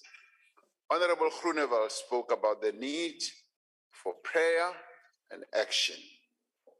And this is the one time when I realized that, yes, prayer and action should work together. And I agree that we should go beyond prayer and act decisively, which is precisely what he was asking for. Honorable Swart spoke well about the need for stewardship of the public resources that are going to be made available. So several speakers have drawn attention to the need for an urgent and coordinated and concerted effort to address the effects and challenges of climate change. They have made the point that these floods have highlighted the tragic realities of climate injustice. Yes, warnings should have been heeded, but I think what we should now be doing is to say, what do we do to ensure that we mitigate future disasters? Those least responsible for climate change, especially those living in conditions of poverty, are often most severely impacted by its consequences, as a number of you have said here. Climate action must be a fundamental part of our developmental agenda and must inform every aspect of our planning, budgeting, construction, and infrastructure going forward. Honorable Lutuli suggested that we must have early warning systems. And I think she's right. Suppose the South African Weather Service does give warnings, but those warnings need to be heeded. Honorable Zungula made wonderful suggestions about town planning, as well as protection of vegetation and how best we can address the type of disasters that we might have in future. I enjoyed listening to Honorable Dutoit, who spoke about dreams. The dreams of our people have been crushed and shattered, and our collective responsibility now is to how to rebuild our people's dreams. And I hope that he does join all of us in rebuilding those dreams rather than being on the critical side. Several speakers have made references to concerns about the potential for the abuse of resources and the misappropriation of relief funds. I thank those speakers that acknowledged the measures that government is putting in place to minimize the possibility of theft or misuse of funds.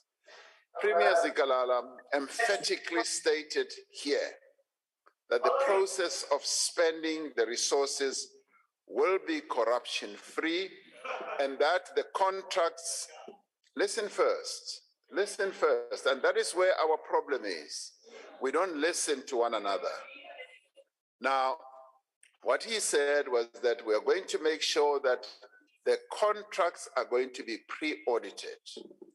What we should now be saying as Parliament, having set up this ad hoc committee, is to say, how can we work with you as you go about this process that you are setting in place to ensure that there is going to be pre-auditing of the contracts?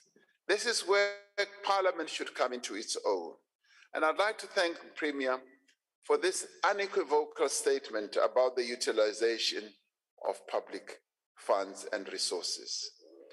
Honorable Kwakwa welcomes the audits, and it is wonderful that he is one of those who recognizes that there are measures that are being put in place. And our task as an oversight Parliament is to make sure that these measures do indeed take effect. In addition to these measures, we're moving ahead to put in place a multi-stakeholder oversight mechanism that can increase transparency and accountability. Such a mechanism would not replace existing mechanisms or assume the responsibilities of those required by law to account for these funds. Rather, it would provide another level and another layer of assurance that is representative of several sectors of society. Now, as we warn of the potential for corruption, we should be careful not to cast aspersions on the vast majority of public servants in all spheres of government who undertake their responsibilities with integrity and with commitment. As we draw attention to the gaps in our response, we should at the same time be careful not to diminish the extraordinary efforts of government institutions and their employees in responding to the immediate and ongoing needs of the people that are affected. It is those people who work for government, who work for our people, who are out there on the ground. And rather than throw stones at them, degrade them, insult them, and demean them, let us see how best we can support them, we can assist them in the work that they are doing. As is clear from the reports we have received today, relief is being provided to those who need it. Water and electricity supply is being restored to affected areas. Honorable Bibi made this very clear because she has spent time on the ground going through the various parts of KZN. And I rather appreciated her very colorful account of what is happening on the ground. The work is being done by civil servants, but as one deals with a major crisis like this, there will be gaps, there will be weaknesses, and there will be setbacks. And we should rather say, how best can we close those gaps, and how best can we strengthen the hand of those who are doing the work? And it is not like no work is getting done. And when pipes have burst and when roads have been washed away, it does take time. And I'm rather pleased, as Premier Zikalala was saying, that a bridge has been rebuilt within 5 days of having been totally destroyed. The road, the Bayhead Road, has been refashioned in whatever way it can so that the 13,000 trucks that go through to our port can go through. So we can see that work is being done. So we cannot come and stand here and denigrate people who are doing the work, insult them and dismiss them as though they are doing nothing. I don't accept that. I refuse to accept that because work is being done. I would rather have people come here and say, work is being done, but there are gaps, there are shortcomings. You need to look after this and that and that. That should be the approach that all of us should have. So work is being done. We are restoring. We've been befallen by a mighty, mighty disaster. And as South Africans, we need to join hands. And we should also appreciate the assistance that we are getting. Today, our religious leaders are on the ground. They are going to do some inspection, and they will be able to come back and tell us that there are gaps. I know that the General Secretary of the SACC will call me tonight and say, President, there are gaps we saw. There are some works that are being done properly, but there are gaps. And as he always does, and as the religious leaders always do, they put forward proposals and suggestions. And that is also what we expect from here when we have gone through a disaster. The politicking must be put aside. Let us save our people's lives. Let us put our people's life first. Now, certainly there is a lot that we can learn from these floods, not only about how we plan and build, but also how we organize our disaster response. We should expect that extreme weather conditions are going to continue visiting us. Now, Premier Mabuyane correctly says that we should integrate planning with climate change imperatives. He says that this disaster must be a moment through which we redesign and re-strategize how we respond to the realities of climate change. As we expect extreme weather events of this nature, that they will occur more frequently, and that we need to work together to ensure that we're better prepared. But more importantly, that our communities are better prepared as well. And yes, we do need in our planning to ensure that as we plan, we do not allow people to go and build on floodplains where we know that it is going to be a death trap. We as government, we as legislators must make sure that that is done. Now, I hope I pronounce your name very well. Broteseth, I hope that's correct, spoke about weather warnings from the South African Weather Service and spoke about it very eloquently and in a way which reminded many of us of our geography lessons and all that. I would say that rather than shift blame, let us talk more about ways we should respond better. And you seem, sir, Honorable Member, you seem to have really good ideas. And I'd like us to take the ideas that you've put on board so that we should see how best we respond, we improve our response capability. And I'd like to thank Honorable Buthelezi for reminding us about the care we should demonstrate to our people.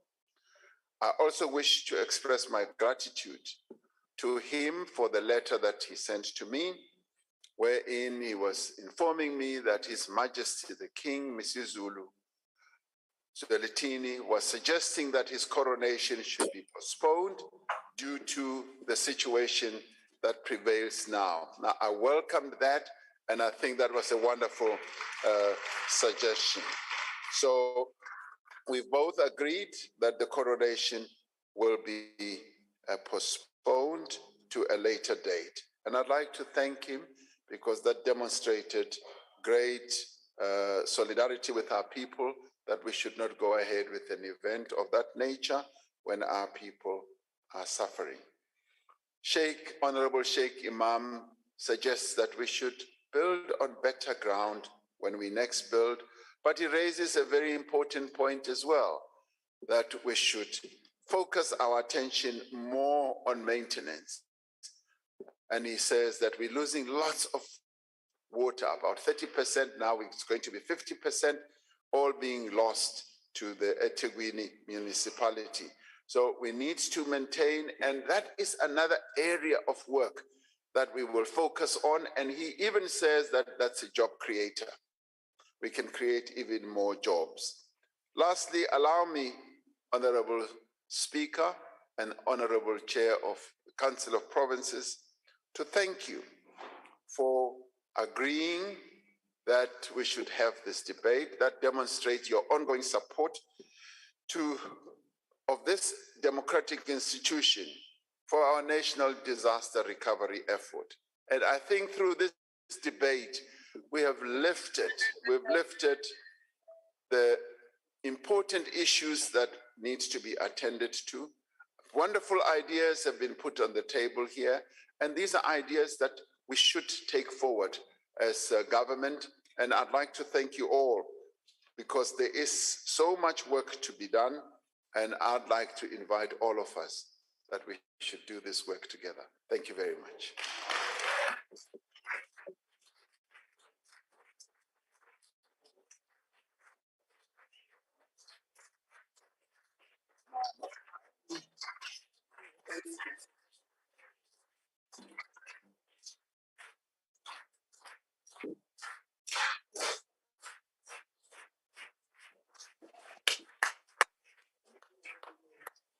Thank you very much.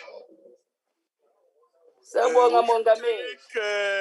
take this opportunity to thank the President for his address, and honorable members. That concludes the joint sitting and the business for the day. This joint sitting is now adjourned. Malibong! Long live the chair.